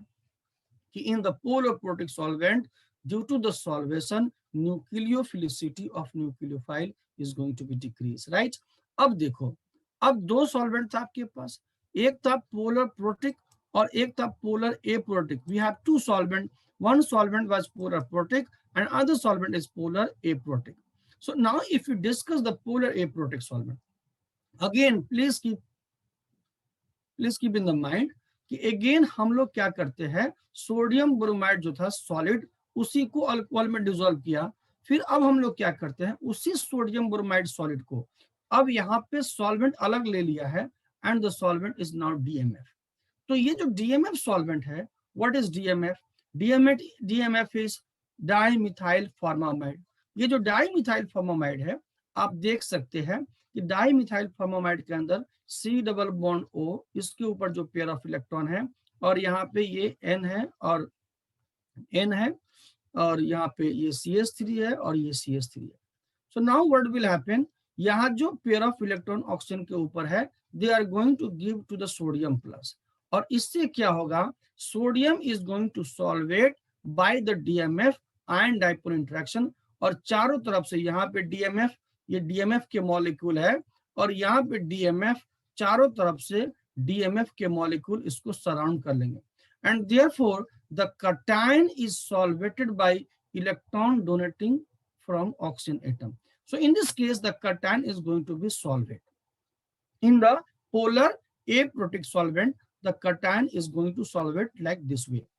अब देखिए, अब सवाल ये है कि अब ये अनायन है, this part is the cationic part and this part is the anionic part. अब यहाँ पे अनायन का क्या होता है, जब आप वाटर की बात करते हैं तो वाटर के केस में या अल्कोहल के केस में द Br माइनस, अल्कोहल के ऊपर देखिए यहाँ पे क्या होता है, एक हाइड्रोजन है, और जो हाइड्रोजन के साथ, हाइड्रोजन पे पॉजिटिव चार्ज है because this hydrogen is attached with the strong electron negative element oxygen, and यहाँ पे Br देखो माइनस है, और यहाँ पे R है और O है और H है। Oxygen is a very powerful electron negative element, इतना ज्यादा इलेक्ट्रॉन को खींचता है कि यहाँ पे सफिशिएंट पॉजिटिव चार्ज क्रिएट कर देता है, और सफिशिएंट पॉजिटिव चार्ज क्रिएट होने से यहाँ पे थोड़ी इंटरेक्शन हो जाती है, राइट। लेकिन इस केस में देखिए, जब हम इस केस में बात करते हैं, Br माइनस की बात करते हैं, अब Br माइनस के पास अब जो डीएमएफ है, अब डीएमएफ क्या है बता, double bond O and H और N और CH3 और CH3। देखिए इन the case of this DMF, hydrogen तो अटैच है, कार्बन से है, they create a delta positive charge, लेकिन ये हाइड्रोजन के ऊपर उतना पॉजिटिव चार्ज नहीं है जितना कि ऑक्सीजन पे हो सकता है। ऑक्सीजन की वजह से होना, चूंकि ये नेगेटिव पॉजिटिव चार्ज कैसे क्रिएट होता है, अगर CH बॉन्ड है तो डिफरेंस इन इलेक्ट्रॉन नेगेटिविटी 2.5 और 2.1, एंड OH बॉन्ड अगर है तो 2.1 एंड 3.5। सो अगर दोनों के बीच इलेक्ट्रॉन नेगेटिविटी का डिफरेंस ज्यादा होगा, इसका मतलब नेगेटिव और पॉजिटिव चार्ज ज्यादा होगा। डिफरेंस इन इलेक्ट्रॉन नेगेटिविटी अगर ज्यादा होगा तो नेगेटिव और पॉजिटिव क्या होगा, चार्ज ज्यादा होगा, और नेगेटिव और पॉजिटिव चार्ज ज्यादा होगा तो अट्रैक्शन होगी, क्योंकि जितना नेगेटिव पॉजिटिव होता है तो अट्रैक्शन उतना ज्यादा होता है। So in this case what will happen, there is no interactions जैसा कि यहाँ पे अट्रैक्शन होता है। So in this case this solvent जो होता है, this solvent does not solvate the anion, does not solvate the Br minus ion, does not solvate anion. ये ओनली कटायन को सॉल्वेट करते हैं by the lone pair of electron, but anion को solvate नहीं करते। कुछ लोग कहते हैं कि अच्छा एक काम कर लेते हैं कि इसको हम ऐसे तो लिख सकते हैं ना बेटा, ये नेगेटिव और ये नेगेटिव बना सकते हैं, और यहाँ पे H और यहाँ पे NCH3 का होल ट्वाइस ऐसे लिख सकते हैं, और यहाँ पे पॉजिटिव चार्ज लगा सकते हैं, और यहाँ पे तब Br माइनस जो है इसके साथ इंटरेक्ट कर सकता है। लेकिन बुक में क्लेडन की किताब जब पढ़िएगा तो वहां पे ये इस इंटरेक्शन को इग्नोर करता है, क्योंकि ये सब इंटरेक्शन जो होते हैं आयन डाइपोल इंटरेक्शन या ये सब वंडरवाल फोर्स ऑफ अट्रैक्शन है, ये वीक फोर्सेस में आता है और डिस्टेंस डिपेंडेंट प्रॉपर्टी है, बहुत दूर होगा तो ये इंटरेक्शन नहीं होता है। तो जब बुक में क्या लिखा है कि ये ठीक है लेकिन इसका साइज बिगर हो जाता है, और इसका साइज बिगर हो जाने की वजह से ये अनायन इस पॉजिटिव चार्ज तक नहीं पहुंच पाता, so due to the steric reason. तो मिला जुला के बात ये है कि पोलर प्रोटिक सॉल्वेंट जो पिछली स्लाइड पे आप पढ़ रहे थे, ये कटायन को भी सॉल्वेट कर देता है और ये अनायन को भी सॉल्वेट कर देता है, लेकिन पोलर एप्रोटिक सॉल्वेंट जो है ये सिर्फ और सिर्फ किसको सॉल्वेट करता है, कटायन को, बट नॉट द अनायन। बात समझ में आ रही है? जब अनायन सॉल्वेट नहीं करेगा यानी the Br minus is not surrounded by the solvent molecule, therefore इसका जो पेयर ऑफ इलेक्ट्रॉन है वह ज्यादा अवेलेबल होगा इलेक्ट्रोफाइल को देने के लिए। इसीलिए Br माइनस आयन, अगर मैं पूछूं कि Br माइनस आयन है राइट इन DMSO, Br माइनस आयन को DMSO में डिसॉल्व किया गया है और Br माइनस आयन को एक्वस वाटर में डिसॉल्व किया गया है। कोई पर्सन आपसे आस्क करता है कि बताइए इन दोनों में which is better nucleophile, whether the Br minus DMSO is better nucleophile or whether the Br minus aqueous is better nucleophile. Can you tell me, do you have any answers? इन दोनों में which is better nucleophile, किसकी nucleophilicity ज्यादा होगी? क्योंकि Br minus aqueous में the water molecule is going to solvate the Br minus ion, therefore उसकी nucleophilicity क्या हो जाएगी बेटा, कम हो जाएगी। एंड इसीलिए Br minus DMSO जहां पे जो anionic part is not going to be solvent and therefore Br minus DMSO is better solvent. समझ में बात आ रही है? In compare to the Br minus aqueous, better solvent कहते हैं, बेटर न्यूक्लियोफाइल। सो आपको ये कॉन्सेप्ट समझ में आया जो मैं बोल रहा हूँ? ये बात समझ में आ गई सबको? कुछ पूछना है इसमें बेटा तो बता सकते हो, अदरवाइज हम लोग मूव करेंगे आगे।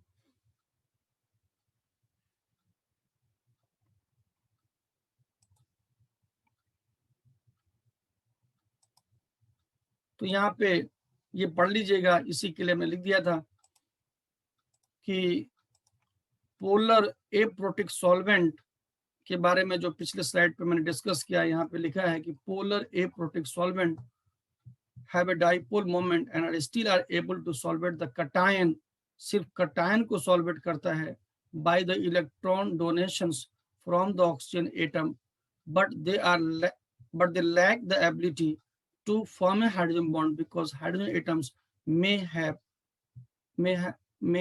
are on the कार्बन के ऊपर होता है, and therefore जो है the polar aprotic solvent nutshell में रिजल्टेंट ये हो गया कि पोलर एप्रोटिक सॉल्वेंट जो हो गया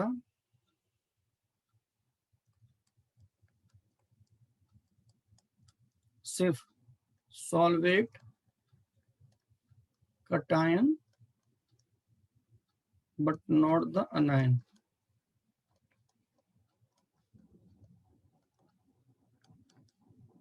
ठीक है, अगर मैं लिखता हूं सोडियम अजाइड, ठीक है, सोडियम अजाइड में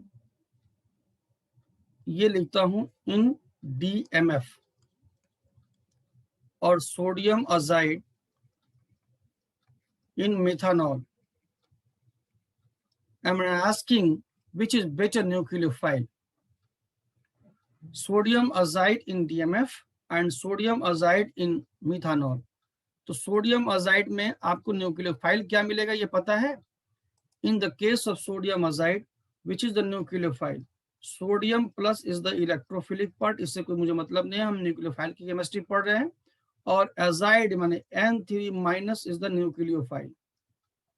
सो अगर DMF लेंगे, डाइमिथाइल फॉर्मामाइड लेंगे, तो यहाँ पे ये जो मॉलिक्यूल है, ये जो सॉल्वेंट के मॉलिक्यूल है, it does not solvate the अनायन, it does not solvate the azide ion,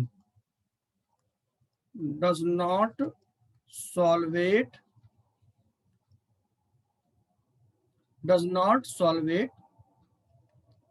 the azide ion।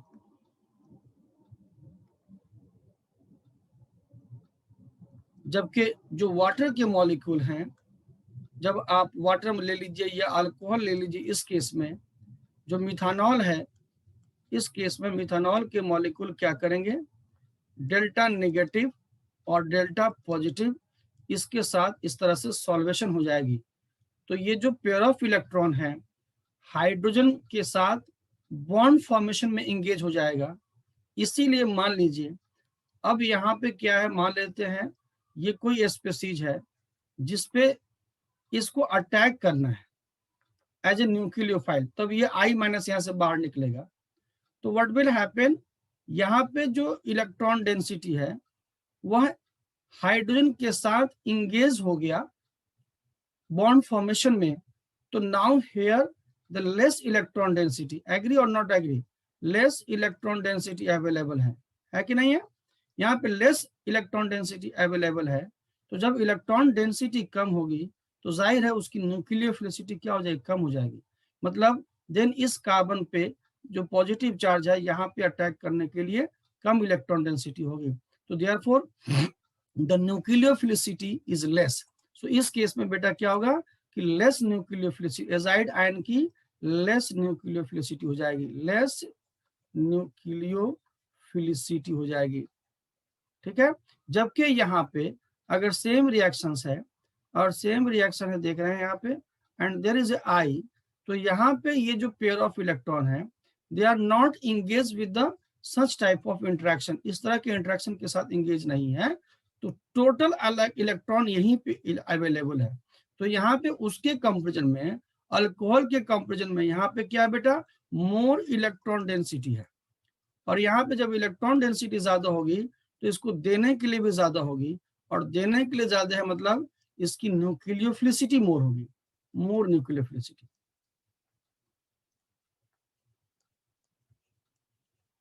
So nutshell में मैं बताऊं कि पोलर एप्रोटिक सॉल्वेंट और पोलर प्रोटिक सॉल्वेंट में अगर न्यूक्लियोफाइल पोलर प्रोटिक सॉल्वेंट में रखा है तो उसकी न्यूक्लियोफिलिसिटी कम होगी, और पोलर एप्रोटिक सॉल्वेंट में रखा है तो उसकी न्यूक्लियोफिलिसिटी ज्यादा होगी। इस बात पे हम बता रहे थे।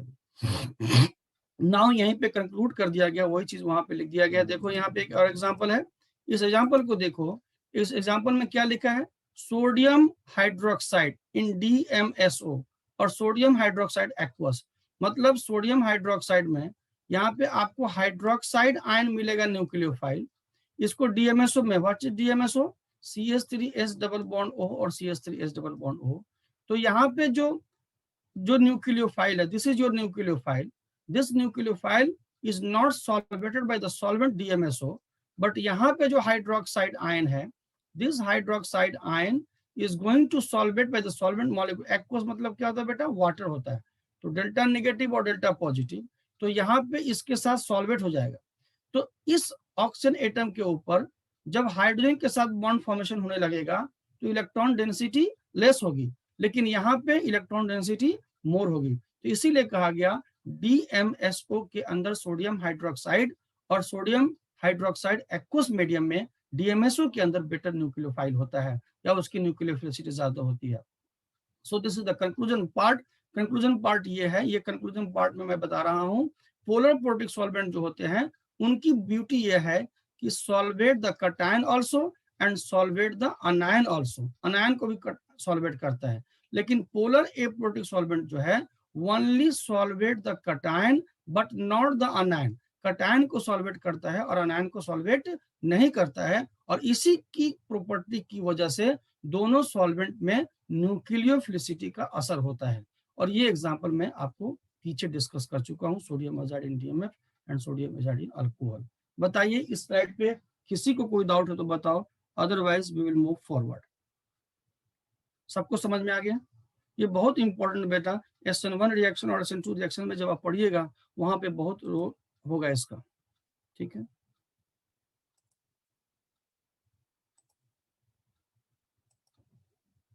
अब देखो, जैसे एक क्वेश्चन पूछता है, in polar protic solvent, in polar protic solvent nucleophilicity increases going down the group, क्यों? यहाँ पे कहता है कि पोलर प्रोटिक सॉल्वेंट में न्यूक्लियोफिलिसिटी का ऑर्डर ये होगा, फ्लोराइड, क्लोराइड, ब्रोमाइड, अनहाइड। अब देखो क्या होता है, यहाँ पे मान लीजिए एक आयन है फ्लोराइड, ठीक है, फ्लोराइड के ऊपर एक यूनिट नेगेटिव चार्ज है और आयोडाइड के ऊपर एक नेगेटिव चार्ज है, यूनिट नेगेटिव चार्ज, ठीक है। अब मान लेते हैं फ्लोराइड का साइज ये होगा छोटा, इसमें किसी को दिक्कत नहीं होनी चाहिए, ये फ्लोराइड का साइज है और ये आयोडाइड का साइज है, ये आयोडाइड का साइज है। रेडियस किसका बड़ा है, ये हम आपको सिंपल मैथमेटिक्स समझा रहे हैं, एग्जैक्ट वैल्यू लेके नहीं समझा रहे हैं, एग्जैक्ट वैल्यू मुझे पता नहीं, याद नहीं है। रेडियस किसका ज्यादा है, फ्लोराइड का ज्यादा होगा कि आयोडाइड का ज्यादा होगा? बताओ, फ्लोराइड का ज्यादा होगा कि आयोडाइड का ज्यादा होगा? आयोडाइड का। इसको समझाने के लिए, ज्यादा और कम समझाने के लिए मैं आपको बताता हूं। सपोज कीजिए इसका हमने ले लिया 2 और इसका ले लिया हमने 4, तो ज्यादा हो गया ना, 4 मतलब ज्यादा हो गया, 2 मतलब छोटा हो गया। अब एक टर्म होता है charge to surface ratio, charge to surface ratio, that is called charge density.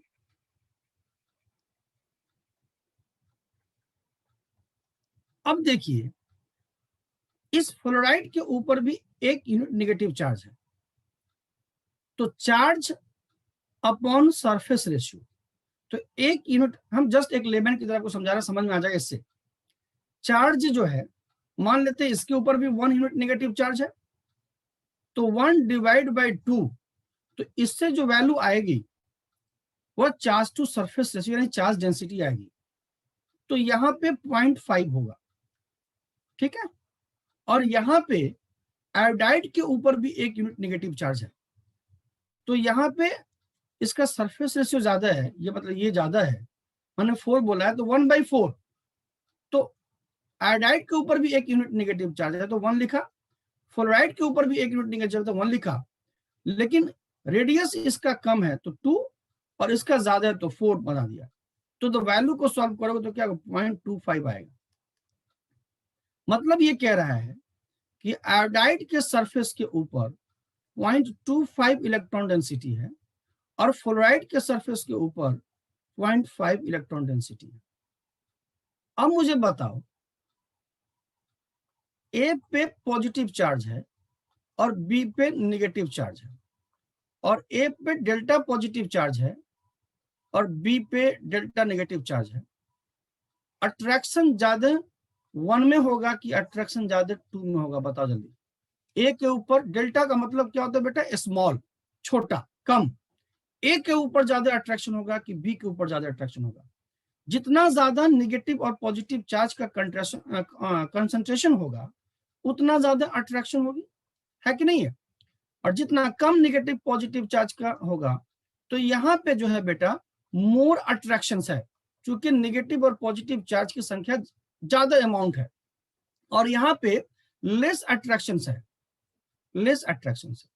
तो अब मैं क्या कह रहा हूं, ध्यान से देखो, जब आप फ्लोराइड का केस लेते हैं और यहां पे मान लीजिए वाटर के मॉलिक्यूल्स है या अल्कोहल के मॉलिक्यूल, कोई पोलर प्रोटिक सॉल्वेंट है, ये H देन O और ये R, इस पे डेल्टा नेगेटिव और इस पे डेल्टा पॉजिटिव, और यहाँ पे आयोडाइड के सरफेस पे देखो आयोडाइड के सरफेस पे ये H और ये O और ये R, डेल्टा नेगेटिव और डेल्टा पॉजिटिव। मैं आपसे जानना चाहता हूं यहां जो H है और यहां जो H है, दोनों एक ही H है कि अलग अलग H है? जल्दी बताओ। दोनों हमने एक ही लिखा है कि अलग अलग लिखा है? जल्दी बताओ। यहाँ पे जो H प्लस लिखा हमने यहाँ पे और यहाँ पे जो लिखा, दोनों एक ही है कि अलग अलग है? एक ही है। Very good.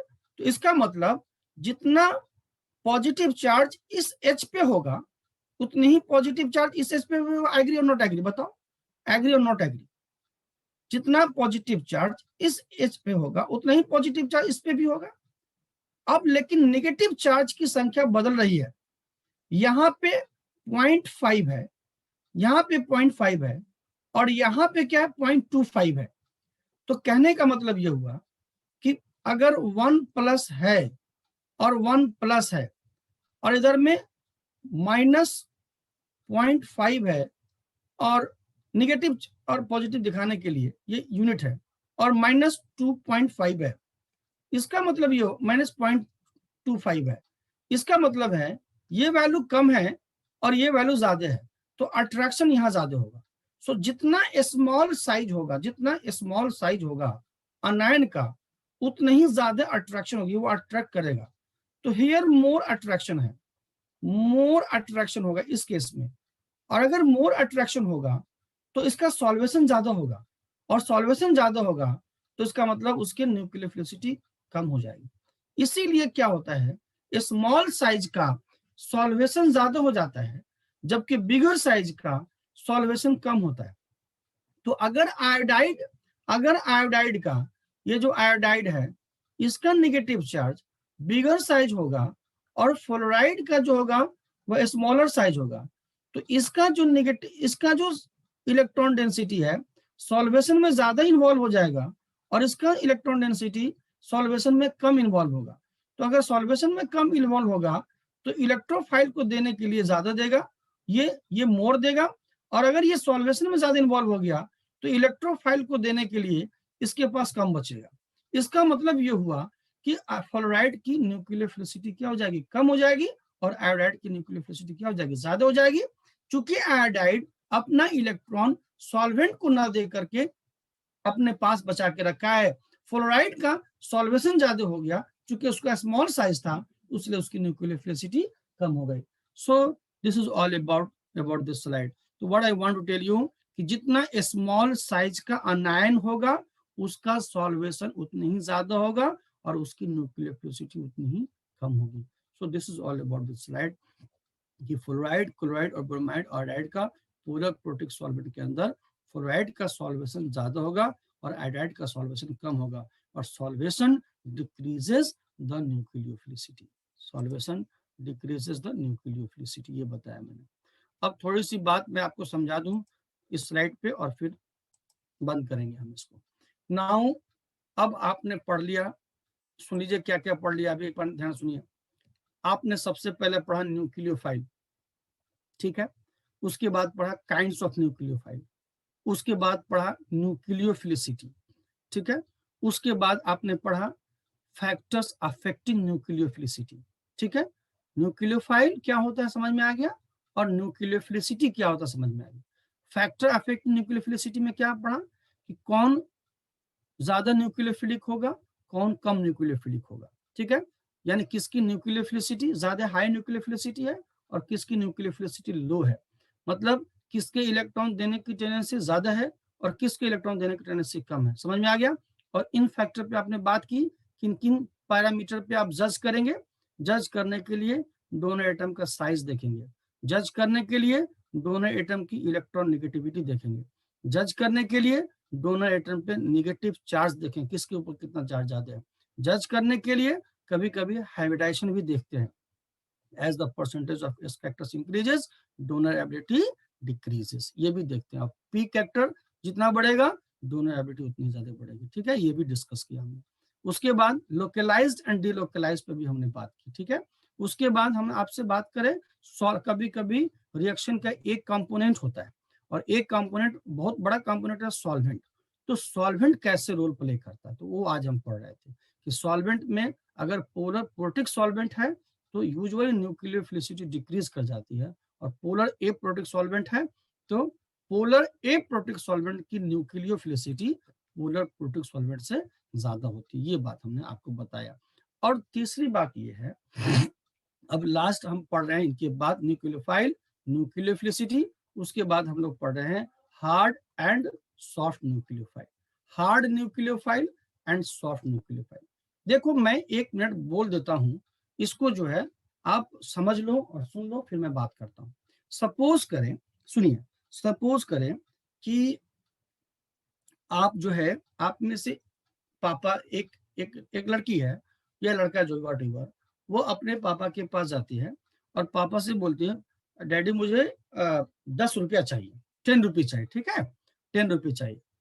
तो एक दो तरह के पापा होते हैं। एक पापा देखो, एक पापा जो है तो उनका बिहेवियर देखो, 10 रुपया चाहिए, अच्छा क्या होगा बेटा, ठीक है 10 रुपया, ठीक है, वो वाले घर में 5, वो उधर वाले में जो मेरा शर्ट है उसमें 10 रुपया, जाओ निकाल के ले लो, ठीक है बेटा, काम ये भी नहीं पूछा क्या करोगे, बहुत प्यार से बेटा, हाँ लेगा, ठीक है 10 रुपये ले जाओ। और एक पापा है, दिया 10 रुपया उन्होंने।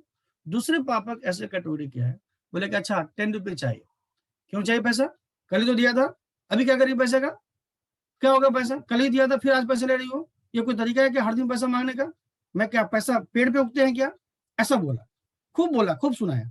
उसके बाद बोला ठीक है जाओ पीछे वाले पॉकेट में से ले लो 10 रुपीज।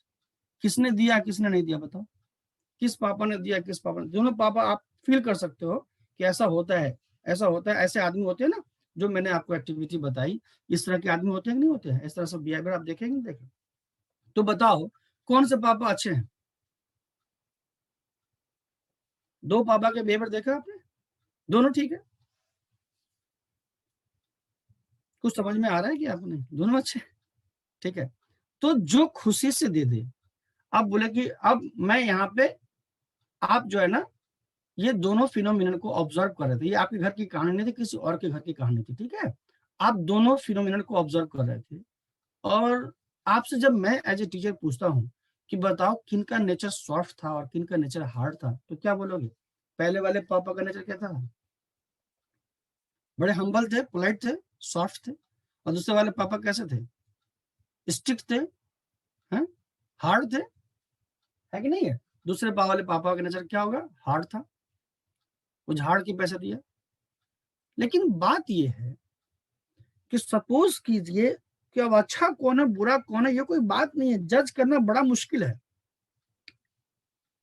क्योंकि सपोज कीजिए कि आपने सेकंड वाले केस में देखा कि उनका बेटा मांगा तो ऐसे डांट के उन्होंने बोला, उसको भगा दिया, ठीक है। लेकिन 10 मिनट के बाद उन्हीं पापा से जिनको बोलने में बड़े खड़ूस है, उन्हीं पापा से उनकी बिटिया आई, बोले कि पापा 10 रुपए चाहिए, आओ आओ बेटा आओ, 10 क्या तुम 20 ले जाओ, है कि नहीं। बेटे को तो बड़ा डांट के बोल दिया, बेटे को बड़ा प्यार से बोला ले जाओ 20 रुपये ले जाओ, 20 क्या तुम 100 ले जाओ। सो जो पर्सन वहां बैठा है वो तो कंफ्यूज हो जाएगा कि इसका नेचर क्या है कि नहीं। तो what I want to tell you, hard and soft जो होता है ना, ये रिलेटिव टर्म है।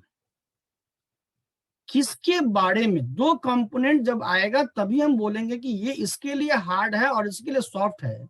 हम केस नंबर 2 की बात कर रहे हैं, बेटा के लिए तो बड़ा हार्ड थे लेकिन बेटे के लिए तो बड़ा सॉफ्ट है, बेटा के लिए तो बड़े बुरे थे बट बेटे के लिए बड़े अच्छे। तो उसी तरीके से what I want to tell you, ये कौन हार्ड है कौन सॉफ्ट है, कौन अच्छा है कौन बुरा है, ये सब रिलेटिव टर्म है। इसका मतलब ये नहीं हो कि हार्ड न्यूक्लियोफाइल अच्छा नहीं होता और सॉफ्ट न्यूक्लियोफाइल अच्छा होता है, या सॉफ्ट न्यूक्लियोफाइल अच्छा नहीं होता हार्ड न्यूक्लियोफाइल अच्छा होता है, ये सब कुछ नहीं है।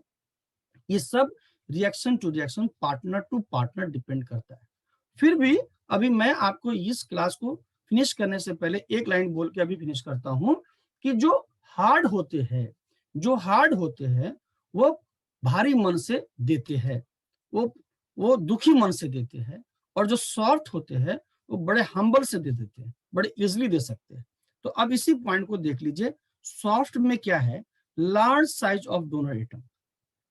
अगर large size of donor atom होगा, डोनर एटम की बात करें ध्यान से देख लीजिएगा, सॉफ्ट के बारे में कहा गया large size of donor atom.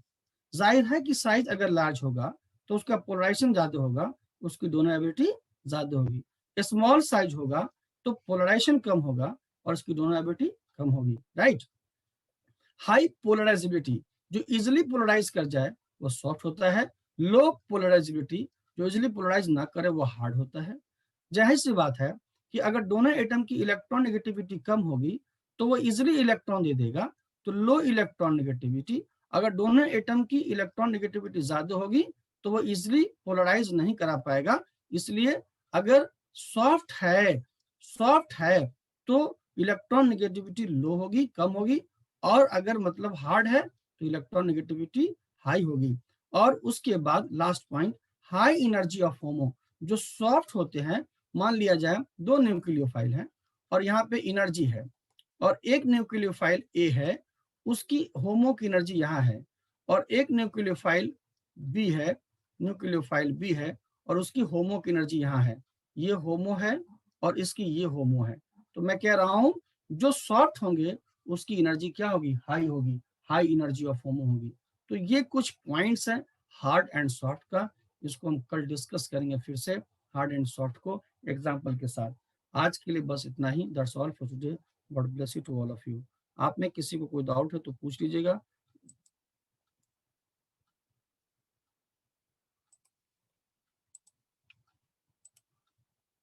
Now you are unmuted, you can ask the questions. Sir, thank you, sir. Clear, sir. Thank you very much. Sir, namaste, sir. Hello sir, slide number 15 निकालना। Sir नमस्ते sir. जी नमस्ते। Sir यहाँ पे ना मुझे एक चीज समझ नहीं आती, मतलब अभी जब हम यहाँ पे जो सॉल्वेंट के साथ फ्लोरीन की इंटरेक्शन होती है, मतलब ये हाइड्रोजन बॉन्ड की इंटरेक्शन होती है ना सर, जनरली इंटरेक्शन के लिए मतलब इलेक्ट्रॉन देने वाला भी तो होना चाहिए ना। तो दे रहा है ना ब्रोमीन। नहीं सर, फ्लोरीन और आयोडीन में जैसे कंपैरिजन कर रहे हैं तो पहले हमने न्यूक्लियोफिलिसिटी जनरली जब बिना सॉल्वेंट के पढ़ी तो हम कहते हैं कि आयोडीन इजीली दे पाता है बिग साइज होने की वजह से। अभी भी वही बोल रहे हैं। नो सर, वो कि जो सॉल्वेंट के साथ जो इंटरेक्शन हो रही है उसमें फ्लोरीन कैसे ज्यादा इंटरेक्ट कर पाता है, कि वो अपने इलेक्ट्रॉन कैसे ज्यादा दे पाएगा इजीली, कि उसका साइज तो छोटा है।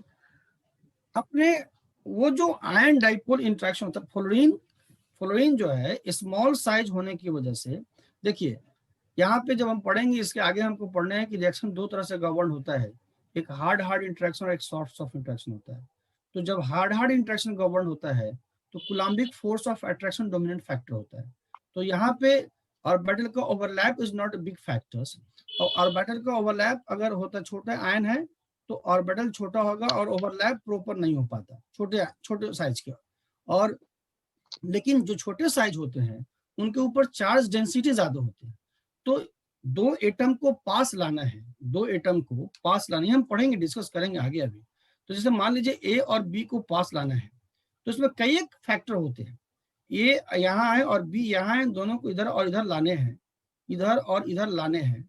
तो ये जो फैक्टर्स है बहुत सारी चीजों पर डिपेंड करती है। एक तो होता है कि ए और बी आपस में ऑर्बिटल का ओवरलैप करता है, ये भी एक फैक्टर्स है। एक होता है कि इसमें नेगेटिव और पॉजिटिव, आप जानते हैं कि अपोजिट चार्जेस को अट्रैक्ट करते हैं, वो भी एक फैक्टर्स है। तो कभी ये वाला फैक्टर डोमिनेट करता है, कभी ये वाला फैक्टर डोमिनेट करता है। तो जो स्मॉल साइज के जो आयंस होते हैं उनके ऊपर जो है Coulombic force of attraction dominate करता है और वो आयन को पास लाने में हेल्प करता है। तो आयन अगर पास आएंगे तो उनके ऊपर जो है ना क्या बोलते हैं, कूलम्बिक फोर्स ऑफ अट्रैक्शन से पास आएंगे तो अट्रैक्शन ज्यादा होगी, और अट्रैक्शन ज्यादा होगी तो एनर्जी निकलेगी और सिस्टम क्या होगा, स्टेबल होगा। इसलिए आप बचपन से पढ़ते आ रहे हैं कि स्मॉल आयन का सॉल्वेशन बिगर आयन के कंपैरिजन में ज्यादा होता है। तो यहाँ पे इलेक्ट्रॉन देने वाली बात नहीं है, यहाँ पे बात यह है कि छोटे साइज होने की वजह से चार्ज डेंसिटी उनके ऊपर ज्यादा होती है, और चार्ज डेंसिटी अगर ज्यादा होगी तो अनायन अपोजिट पोल एक दूसरे को अट्रैक्ट करते हैं, और अट्रैक्शन अगर होगा तो एनर्जी निकलेगी और सिस्टम स्टेबल होगा। Therefore small ion solvate high, smaller जो आयन होते हैं उनका सॉल्वेशन ज्यादा होता है। और यहाँ पे जो डोमिनेंट फैक्टर है वो अट्रैक्शन ऑफ चार्ज है, चार्ज डेंसिटी। स्लाइड नंबर 5 को फिर से एक बार एक्सप्लेन कर दीजिए। सर आयोडीन पहले भी मतलब न्यूक्लियोफाइल मोर न्यूक्लियोफाइल था अभी। Of course. Sir slide number 5 में क्या पूछना बेटा?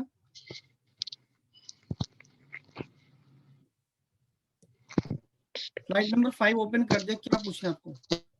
हाँ सर, इसको एक बार एक्सप्लेन कर दीजिए फिर से सर। देखिए इसमें जो नाइट्रोजन है ना, यहाँ जो नाइट्रोजन है, इसका जो लोन पेयर कहीं नहीं जाएगा, C6H11 साइक्लोहेक्साइल और प्लस नाइट्रोजन N और H, तो ये lone pair of electron localized है। डीलोकलाइजेशन का क्या कंडीशन है कि अगर नाइट्रोजन के बगल में कोई डबल बॉन्ड है किसी भी तरह का, तो वहां पे ये डीलोकलाइज हो सकता है, लेकिन यहाँ पे ये डीलोकलाइज ऐसे हो सकता है, यहाँ पे ऐसे हो सकता है, लेकिन यहाँ पे नाइट्रोजन के बगल में कोई भी डबल बॉन्ड नहीं है, इसलिए नाइट्रोजन के ऊपर भी रहेगा और ये sp3 हाइब्रिडाइज्ड रहेगा, ठीक है। जबकि यहाँ जो लोन पेयर है वो क्या है, नाइट्रोजन के ऊपर N और H, और ये जो पेयर ऑफ इलेक्ट्रॉन है this is going to be delocalized in the double bond benzene ring के अंदर, जो है ये इधर और ये इधर चला जाएगा।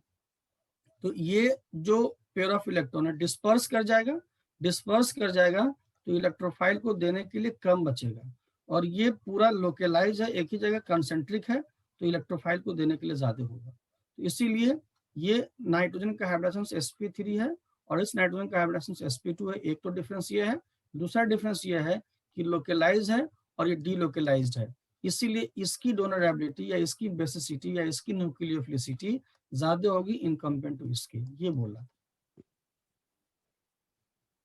समझ में आया बेटा? Sir slide number Yes, sir. 1। जिसका क्वेश्चन हो ना वो बता दिया करो समझ में आया या नहीं आया, फिर मैं दूसरा तरीका अपनाऊंगा और नहीं समझ में आया तो, समझ में आ जाए तो यस और नहीं तो no. Sir slide number 1। Slide number 1। Yes sir. 1 में तो कुछ होगा ही नहीं, GOC लिखा होगा। सर 2। सर हिस्टामाइन में सर जो थर्ड नाइट्रोजन है वो भी तो अपना लोन पेयर डोनेट कर सकता है ना? हाँ, लेकिन सबसे ज्यादा 1 करेगा, फिर 2 करेगा, फिर 3 करेगा। सर H प्लस सर वो जब जो डोनेट करेगा तो सेकेंड नाइट्रोजन भी तो sp3 हो जाएगा जी। इसमें सर। कोई भी sp3 नहीं बेटा, सभी sp2 है। नाइट्रोजन डोनेट करने के बाद नहीं काउंट करते, जो स्ट्रक्चर है उस पे हाइब्रिडेशन निकलता है। हाँ तो ये सर नहीं सेकेंड पोजीशन पे सर जब वो अपना डोनेट करेगा इलेक्ट्रॉन तो यहाँ पे तो एक नेगेटिव चार्ज भी आ जाएगा और एक लोन पेयर भी रहेगा। आएगा, डोनेट करेंगे तो नेगेटिव चार्ज जरूर आएगा, लेकिन हाइब्रिडेशन डोनेट करने के बाद नहीं निकलता। Okay sir. आप जो कह रही हो मैं समझ रहा हूँ कि एक तो पेयर ऑफ इलेक्ट्रॉन यहाँ से है और ये यहाँ नेगेटिव है, और देखो आगे ना यहाँ पे डबल बॉन्ड यहाँ आ गया ना, ठीक है, और उसके बाद यहाँ पे N के ऊपर पॉजिटिव चार्ज होगा, यही कर रहे हैं आप। तो यहाँ पे जो है अब इसका हाइब्रिडेशन अगर निकालोगे तो इसका हाइब्रिडेशन तो होता है जब रियल स्ट्रक्चर होता है, तब ये वाली स्ट्रक्चर में हाइब्रिडेशन निकालना है, यहाँ हाइब्रिडेशन थोड़ी ना निकालना है इसका, ये वाली अभी कंपेयर करने के लिए यहाँ से देखना है। Okay sir. सर बेसिसिटी या न्यूक्लियोफिलिसिटी की बात करेंगे तो यहाँ पे H प्लस प्रोटॉन एक्सेप्ट नहीं करेगा? H प्लस प्रोटॉन अब्स्ट्रैक्ट करेगा, यहाँ पे करेगा NH2 के ऊपर सबसे पहले, देन 2 पे करेगा, देन 3 पे करेगा। Okay sir. हेलो इसी क्वेश्चन में जो पोजीशन 2 पे लोन पेयर अवेलेबल है, ये अगर सर ये लोकलाइज्ड में आपने डाला है तो सर ऐसा नहीं हो सकता ये डीलोकलाइज्ड और नाइट्रोजन पे पॉजिटिव चार्ज आए, ये डबल बॉन्ड यहाँ शिफ्ट होकर नेगेटिव चार्ज आ जाए? कहाँ पे सर? पोजीशन 2 पे जो लोन पेयर है ये जो है शिफ्ट हो और डबल बॉन्ड उधर शिफ्ट होके कार्बन पे नेगेटिव चार्ज आए और नाइट्रोजन पे पॉजिटिव चार्ज आ जाएगा, तो ऐसा नहीं कह सकती ये 2 लोन पेयर जो है डीलोकलाइज्ड है? इस लोन पेयर को शिफ्ट आना है इधर, और वो डबल बॉन्ड ये नहीं करेगा ना बेटा। मैं कह रहा हूँ, यही तो कह रहा हूँ कि अगर नाइट्रोजन के डबल बॉन्ड का पार्ट है और उसके ऊपर लोन पेयर ऑफ इलेक्ट्रॉन है, this is not going to part in the conjugation. जब कंजुगेशन पढ़िएगा तो पढ़िएगा कि वह जो है ना कंजुगेशन के लिए p ऑर्बिटल का पैरेलल होना जरूरी है, और ये ऑर्बिटल रिमेनिंग ऑर्बिटल के परपेंडिकुलर है, वो कंजुगेशन में पार्टिसिपेट नहीं करता। तो कंजुगेशन में पार्टिसिपेट अगर हेटेरो एटम डबल बॉन्ड का पार्ट है और उसके ऊपर कोई लोन पेयर ऑफ इलेक्ट्रॉन है, तो आपको लगता है कि ये ऐसे लिखेंगे, but this is not way of writing the resonance, ये गलत हो जाएगा। रेजोनेंस का रूल नहीं है ये। यहाँ पे ये जो लोन पेयर है ना, और यहाँ पे जो पी ऑर्बिटल है उसके परपेंडिकुलर होता है, तो परपेंडिकुलर फ्लो ऑफ इलेक्ट्रॉन नहीं करता, पैरेलल फ्लो ऑफ इलेक्ट्रॉन करता है। तो उसी को अभी हम ट्रिक में, अभी चूंकि कंजुगेशन पढ़ाया नहीं है, अभी आगे पढ़ना है, तो अभी हम आपको इतना समझा रहे हैं कि उसी बात को ऐसे समझ सकते हैं हम लोग कि अगर हेटेरो एटम डबल बॉन्ड से अटैच है और हेटेरो एटम के ऊपर लोन पेयर ऑफ इलेक्ट्रॉन है, तो वह कंजुगेशन में नहीं जाता। सर ठीक है sir, thank you. Next sir sir. Slide number 12 में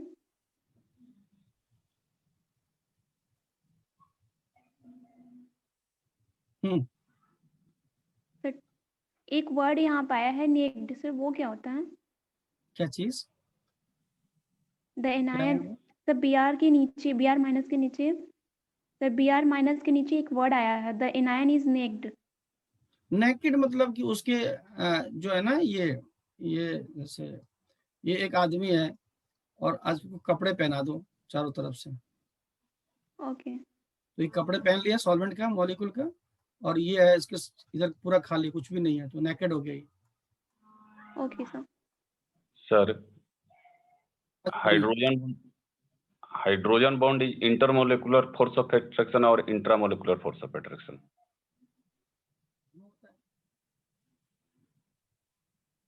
हेलो, बॉन्डिंग इंटरमोलिकुलर भी होता है, इंट्रामोलिकुलर भी होता है। Hydrogen bond is intermolecular force of attraction और इंट्रामोलिकुलर फोर्स ऑफ अट्रैक्शन और बोथ। ये मुझे नहीं पता, पढ़ लेना अपना क्या होता है, इससे क्या निकालना साबित करना चाहते हैं। सर इससे यहाँ क्या आप दिखा रहे हैं कि हाइड्रोजन बॉन्ड एक ही मॉलिक्यूल में दिखा रहे हैं, ये कहाँ दो एक ही मॉलिक्यूल मॉलिक्यूल हाइड्रोजन बॉन्ड दिखा रहे हैं? जी कहाँ एक मॉलिक्यूल में दिखा रहे हैं? ये दिखा रहे हैं आप ऑक्सीजन। सवाल जो पूछा है ना, हाइड्रोजन जी। बॉन्डिंग इंटरमोलिकुलर और इंट्रामोलिकुलर ये होता है जी फोर्स ऑफ अट्रैक्शन, और intermolecular force of attraction, intramolecular force of attraction कुछ नहीं होता है। हाइड्रोजन बॉन्डिंग दो काइंड्स का होता है, एक इंटरमोलिकुलर हाइड्रोजन बॉन्डिंग होती है और एक इंट्रामोलिकुलर हाइड्रोजन बॉन्डिंग होता है। तो यहाँ जो है वो इंटरमोलिकुलर हाइड्रोजन बॉन्डिंग है इसके बीच में, दो जिसमें एक मॉलिक्यूल के बीच में एलिमेंट के मॉलिक्यूल्स है और एक अनायन के मॉलिक्यूल्स है, उनके बीच इंटरेक्शन हो रहा है। जी ओके, थैंक्स सर। हाँ जी, और बताइए किसी को और दिक्कत है तो? Hello sir. हाँ जी बोलिए। Hello sir. सर आप स्टीरियो केमिस्ट्री करेंगे सर? हाँ जी, सर स्टीरियो केमिस्ट्री कब स्टार्ट करेंगे आप? ये आपको नहीं समझ में आ रहा है, पढ़ने में मजा नहीं आ रहा है? नहीं सर, ये मजा तो आ रहा है सर, लेकिन पूछना था सर स्टीरियो कब से स्टार्ट करेंगे आप? स्टीरियो केमिस्ट्री हम नहीं पढ़ाएंगे सर स्लाइड नंबर निकालिए वो please। कौन पढ़ाएगा सर? लास्ट टाइम तक तो आप ही पढ़ाते थे। तो हम ही पढ़ाएंगे, फिर आपको सब पता है तो फिर क्या पूछते हैं? जब ये टॉपिक खत्म हो जाएगी तभी तो पढ़ाएंगे बेटा। तो जो चल रहा है वो पढ़िए, अब वो कौन पढ़ाएंगे, ये क्या पढ़ाएंगे, ये क्या बात है? जो टॉपिक बीच बीच में आप मैसेज स्लाइड नंबर 13 बता दीजिए। पूरा जो है वो स्क्रीन पे आता है, जो काम की बात है वो मैसेज कीजिए और पूछिए, बिना काम की बात। अभी अब जियो से शुरू हुआ है, ये खत्म हो जाएगा तभी ना स्टीरियो केमिस्ट्री या फला केमिस्ट्री चिल्ला केमिस्ट्री पढ़ाएंगे। तो अभी ये खत्म हो जाएगा फिर कुछ और पढ़ाएंगे, तो अभी आप पेशेंस के साथ सुनिए। हाँ जी नेक्स्ट। Slide number 6 sir. 6 हाँ बताओ बेटा इसमें क्या? हाँ सर इसमें आप जो N नाइट्रोजन 4 नंबर वाला नाइट्रोजन है, नो डाउट उसके एक तरफ डबल बॉन्ड है, बट वो दूसरे डबल बॉन्ड के साथ भी कॉन्जुगेशन शो कर रहा है दूसरी साइड से। Then how we say that this electron is localized, lone pair is localized? मैं आपको कह रहा हूँ कि जो ये पेयर ऑफ इलेक्ट्रॉन जो देख रहे हैं ना आप, हाँ जी हाँ जी, ये जो पेयर ऑफ इलेक्ट्रॉन है ना, जो डबल बॉन्ड पे है, वह किसी भी साइड के, चाहे इस साइड चाहे वो इस साइड, कहीं भी डीलोकलाइजेशन में पार्टिसिपेट नहीं करता। यही बात मैं बार बार बोल रहा हूं कि अगर hetero atom is a part of double bond और उसके ऊपर जो लोन पेयर ऑफ इलेक्ट्रॉन है that will not participate in the delocalization. इसका रीजन ये है कि ये पेयर ऑफ इलेक्ट्रॉन जो हम आगे पढ़ेंगे कंजुगेशन के अंदर, वो रिमेनिंग p ऑर्बिटल, ये जो है sp2 में होता है ये, और रिमेनिंग जो p ऑर्बिटल है उसके परपेंडिकुलर हो जाता है। तो कंजुगेशन जो होता है वह पैरेलल्स ऑर्बिटल के बीच होता है, परपेंडिकुलर के बीच कंजुगेशन नहीं होता। तो ये पेयर ऑफ इलेक्ट्रॉन और यहाँ जो डबल बॉन्ड है उसके बीच कंजुगेशन नहीं है, क्योंकि ये जो पेयर ऑफ इलेक्ट्रॉन है और ये जो डबल बॉन्ड होते हैं परपेंडिकुलर होते हैं, ऑर्थोगोनल होते हैं, और इसीलिए उस पर रेजोनेंस नहीं होता। तो दिस पेयर ऑफ इलेक्ट्रॉन ना तो इस डबल बॉन्ड के साथ न इस डबल बॉन्ड के साथ किसी भी तरह के डबल बॉन्ड के साथ कंजुगेशन में पार्टिसिपेट नहीं करते, ये बोल रहा हूँ। Thank you sir. Next. Hello sir. हाँ जी सर, सॉरी सर, मेरा कनेक्शन लॉस्ट हो गया था उस टाइम जो आप स्लाइड 15 पर समझा रहे थे। सर मेरा उसमें बस डाउट ये था कि जब हम हाइड्रोजन के साथ इंटरेक्शन कर रहे हैं तो वो एक तरह से इलेक्ट्रोफाइल का काम कर रहा है ना? किसका हाइड्रोजन का? हाँ, जो ये सॉल्वेंट, हाइड्रोजन जो है वो एक तरह का इलेक्ट्रोफाइल का काम कर रहा है। हाँ सही कह जी। रहे हैं। तो सर जब हमने न्यूक्लियोफिलिसिटी नॉर्मल देखी थी तो हम आयोडीन की बात कर रहे थे कि आयोडीन ज्यादा अवेलेबल होता है न्यूक्लियोफिलिक अटैक के लिए या इंटरेक्शन के लिए, लेकिन यहाँ पे हम फ्लोरीन का कह रहे हैं, तो मुझे ना ये ना, नहीं यहाँ क्लियर पे हम ये इलेक्ट्रोफाइल नहीं है, यहाँ पे ये तो सॉल्वेंट के मॉलिक्यूल्स हैं। सॉल्वेंट के मॉलिक्यूल इज नॉट, जैसे आपको कोई रिएक्शन हो गया, रिएक्शन ऐसा होगा कॉलोनियल फॉर्म वॉलबॉक्स, फिलामेंटस देखिए, सर मैं बता रहा हूँ, फ्लोरीन और हाँ कॉलोनियल जी। फॉर्म तो होता है वॉलबॉक्स होता है, फिलामेंटस फॉर्म यूरोथिक्स होता है और स्पाइरोगाया। ये चीज याद रखनी है। देखो और unicellular form microscopic unicellular Chlamydomonas, फिर वॉलबॉक्स, कॉलोनियल फॉर्म।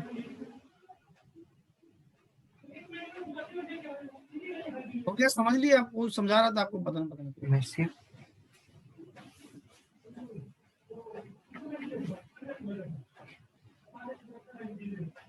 हाँ जी, हो गया क्या आपका? Hello sir. हाँ जी। सर मैं ये कह रही थी कि तो हम वहाँ पे फ्लोरीन, तो एक तरह से फ्लोरीन आयोडीन तो हम न्यूक्लियोफाइल की तरह लेके चल रहे हैं ना? बात ये है कि एक हाँ रिएक्शन होता है वेसल के अंदर ये, और उसमें होगा I- प्लस CH3Cl, और देन ये हो गया न्यूक्लियोफाइल, और ये हो गया आपका सबस्ट्रेट इलेक्ट्रोफाइल, एंड देन यहाँ पे हो गया आपका अल्कोहल, जैसे ROH। तो ये सब सॉल्वेंट के मॉलिक्यूल हैं। और एक वेसल के अंदर ऐसा हो गया कि I- and then CH3Cl and then DMSO। अब पूछा जा रहा है कि किसमें ये क्या बोलते हैं, यहाँ पे लिख लिया हमने। एक तो ये कंपैरिजन हो गया, दूसरी ये हो गई कि अब इसमें क्या हो गया कि I- न्यूक्लियोफाइल सेम है यहाँ भी, और यहाँ भी न्यूक्लियोफाइल सेम है। इस रिएक्शन का सॉल्वेंट अल्कोहल है और इस रिएक्शन का सॉल्वेंट DMSO है। तो यहाँ पे I- का जो है सॉल्वेशन कम होगा, तो इसका ऊपर वाले से, फर्स्ट वाले से और सेकंड वाले में ये फास्ट होगा। यस सर, ये तो एक समझ तो आ बात गया हो था। गई। दूसरी बात ये हो गई कि यहीं पे एक वेसल है, जिस वेसल के अंदर ये सबस्टेट है I- एंड CH3 और Cl और अल्कोहल है, एंड देन कैसे होती है? देन जो रिएक्शन हो गया वह फ्लोराइड है और CH3Cl है और अल्कोहल है। The solvent is same here also and same here also, but the nucleophile is different.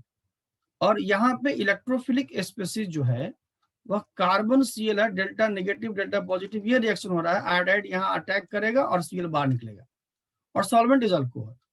तो नाउ मैं कह रहा हूं कि ये जो अल्कोहल सॉल्वेंट है, आयोडाइड आयन को कम सॉल्वेट करेगा, और यहाँ जो अल्कोहल सॉल्वेंट है फ्लोराइड आयन को ज्यादा सॉल्वेट करेगा before the attacking on the actual reaction CH3Cl। So what will happen, जो काइनेटिक्स स्टडी होती है न्यूक्लियोफाइल वर्सेस सबस्ट्रेट की होती है, I वर्सेस CH3Cl की होगी, ना कि I वर्सेस अल्कोहल की होगी। ये तो दोनों में सेम है, I वर्सेस अल्कोहल। सो जब CH3Cl के साथ स्टडी हो रहा है, चूंकि न्यूक्लियोफिलिक सब्स्टिट्यूशन क्या है, I माइनस का रिप्लेसमेंट है CH3Cl से, एंड प्रोडक्ट मिलेगा CH3I, ये रिएक्शन है। और इस पे जो सॉल्वेंट एक बार रखा हमने, वह हमने अल्कोहल रखा, और यहाँ पे F माइनस और CH3Cl, एंड देन आपका जो प्रोडक्ट होगा वह CH3F, और इस पे जो सॉल्वेंट हमने रखा वो अल्कोहल रखा। अब दोनों को हम कंसीडर कर रहे हैं कि कौन फास्ट है कौन स्लो है। तो मैं कह रहा हूं कि यहाँ जो फ्लोराइड है वो अल्कोहल सॉल्वेंट के साथ इसकी सॉल्वेशन ज्यादा हो जाती है। तो जब सॉल्वेशन ज्यादा हो जाती है तो इसकी जो मोबिलिटी है वह कम हो जाती है, और मोबिलिटी कम हो जाती है तो ये आयोडाइड पे कार्बन पर अटैक कम करेगा ये फ्लोराइड, और इसलिए रेट ऑफ रिएक्शन क्या होगा, स्लो होगा, ये बोल रहा हूं। या यूं कह लीजिए कि सबस्ट्रेट CH3, और मान लीजिए यहाँ पे एक सबस्ट्रेट है और यहाँ पे डिफरेंट डिफरेंट न्यूक्लियोफाइल है, I माइनस है इन अल्कोहल और Cl माइनस है इन अल्कोहल और F माइनस है इन अल्कोहल। तो मैं कह रहा हूं कौन पहले यहाँ पहुंचेगा, इन तीनों में से पहले कौन पहुंचेगा। तो ये जो अल्कोहल F माइनस है इसका सॉल्वेशन अल्कोहल से ज्यादा हो जाएगा, तो इसकी जो मोबिलिटी है वह कम हो जाएगी, तो इसकी यहाँ पहुंचने का जो रेट है वह कम होगा। जबकि आयोडाइड क्या है, बिगर साइज होने की वजह से कम सॉल्वेट हो पाएगा, इसलिए वो इजिली यहाँ पहुंच जाएगा। तो जो इजिली यहाँ पहुंच जाएगा, भाग के तेजी से यहाँ आ जाएगा, उसी को बोलते हैं उसकी न्यूक्लियोफिलिसिटी ज्यादा होगी। यस सर, मुझे यही समझ नहीं आया था कि हम सॉल्वेशन फ्लोरीन के साथ ही क्यों ज्यादा हो रही है, जब वो इलेक्ट्रॉन इतना फ्लोरीन का इजीली। साइज जो है, हाँ जी। ये मैं बता रहा हूँ कि फ्लोरीन का साइज छोटा होता है और आयोडाइड का साइज बड़ा होता है, I माइनस का साइज बिगर होता है। तो सॉल्वेशन क्या होता है कि यहाँ पे H और O और R, डेल्टा नेगेटिव और डेल्टा पॉजिटिव, इसके बीच इंटरेक्शन है। और बचपन से हम लोग पढ़ते आ रहे हैं कि जो स्मॉल आयन होते हैं उनके ऊपर क्या होता है, चार्ज डेंसिटी ज्यादा होता है। तो चार्ज डेंसिटी जब ज्यादा होगी तो अट्रैक्शन क्या होगा, ज्यादा होगा, एक दूसरे को ज्यादा अट्रैक्ट करेंगे। और यहाँ पे बिगर साइज है, यहाँ पे चार्ज डेंसिटी लेस होगी, यहाँ पे चार्ज क्या होगा, नेगेटिव चार्ज का कम होगा। और जब चार्ज नेगेटिव चार्ज कम होगा तो यहाँ पे पॉजिटिव चार्ज यानी अल्कोहल के जो मॉलिक्यूल है उसको कम अट्रैक्ट करेंगे। जब कम अट्रैक्ट करेंगे तो क्या होगा, सॉल्वेशन कम होगा, यही बात बोल रहा हूँ। छोटे साइज का सॉल्वेशन ज्यादा होता है, छोटे साइज के ऊपर चार्ज डेंसिटी ज्यादा होती है। सर इसका मतलब यही होगा ना कि I के आसपास में कम पॉजिटिव चार्ज होगा, इसलिए वो जल्दी चला जाएगा। I के पास में कम पॉजिटिव चार्ज होगा सर, जैसे I का साइज बड़ा है नेगेटिव। अरे भाई ये अट्रैक्शन किसके बीच हो रहा है? सर ये जो डेल्टा पॉजिटिव H का है और जैसे F नेगेटिव है, इन दोनों में स्ट्रॉन्ग अट्रैक्शन होगी, तो F नेगेटिव को चारों तरफ ज्यादा डेल H पॉजिटिव होंगे ना। 1 ग्राम आटा ले लो और 1 ग्राम आटा ले लो, इस पे 1 ग्राम आटा को रंगोली बनाओ और इस पे 1 ग्राम आटा को रंगोली बनाओ, किस पे लेयर ज्यादा चढ़ेगा, फर्स्ट वाले पे कि सेकंड वाले पे? सेकंड पे सर। तब डेंसिटी चार्ज की यहाँ ज्यादा होगी ना, नेगेटिव चार्ज। तो नेगेटिव चार्ज जब यहाँ ज्यादा होगी, H तो दोनों साइड से कांस्टेंट है जी, यहाँ भी H कांस्टेंट है जी। तो बताओ कौन ज्यादा अट्रैक्ट करेगा, ये तो कांस्टेंट हो गया। Which is more attracting to the alcohol? F negative. क्यों ज्यादा अट्रैक्ट करेगा?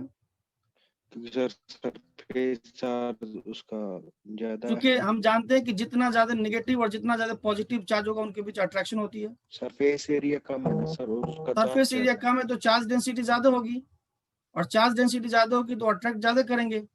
जब ज्यादा अट्रैक्ट करेंगे तो ये हेवीली सॉल्वेटेड नहीं हो जाएगा, चारों तरफ से गिर जाएगा।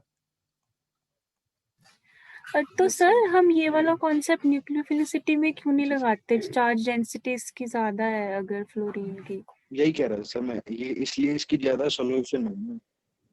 तो चार्ज सॉल्यूशन वाला डेंसिटी हाँ जी सॉल्वेंट का हम इलेक्ट्रोफाइल पे पहुंचने से पहले की केमिस्ट्री है।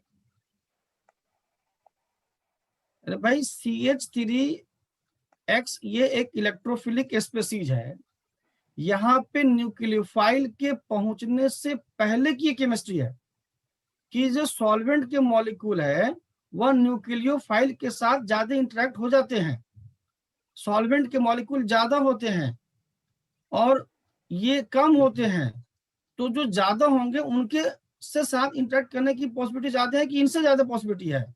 सॉल्वेंट तो 1 लीटर आपने अगर कोई रिएक्शन लगाया होगा तो इतना लेते हैं, सॉल्वेंट पूरा भर लेते हैं यहाँ तक, और उसमें 1 मिलीमोल में सॉल्वेंट के मॉलिक्यूल के कंपैरिजन में इनफाइनाइट नंबर लेस होता है ये आपका रिएजेंट और रिएक्टेंट और न्यूक्लियोफाइल।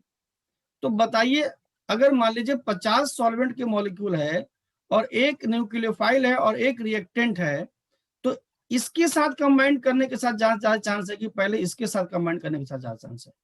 तो पहले जो आपका न्यूक्लियोफाइल सॉल्वेंट से गिर जाता है और सॉल्वेंट से गिर जाएगा तो पहले सॉल्वेंट से निपटेगा तब ना सबस्ट्रेट के पास पहुंचेगा।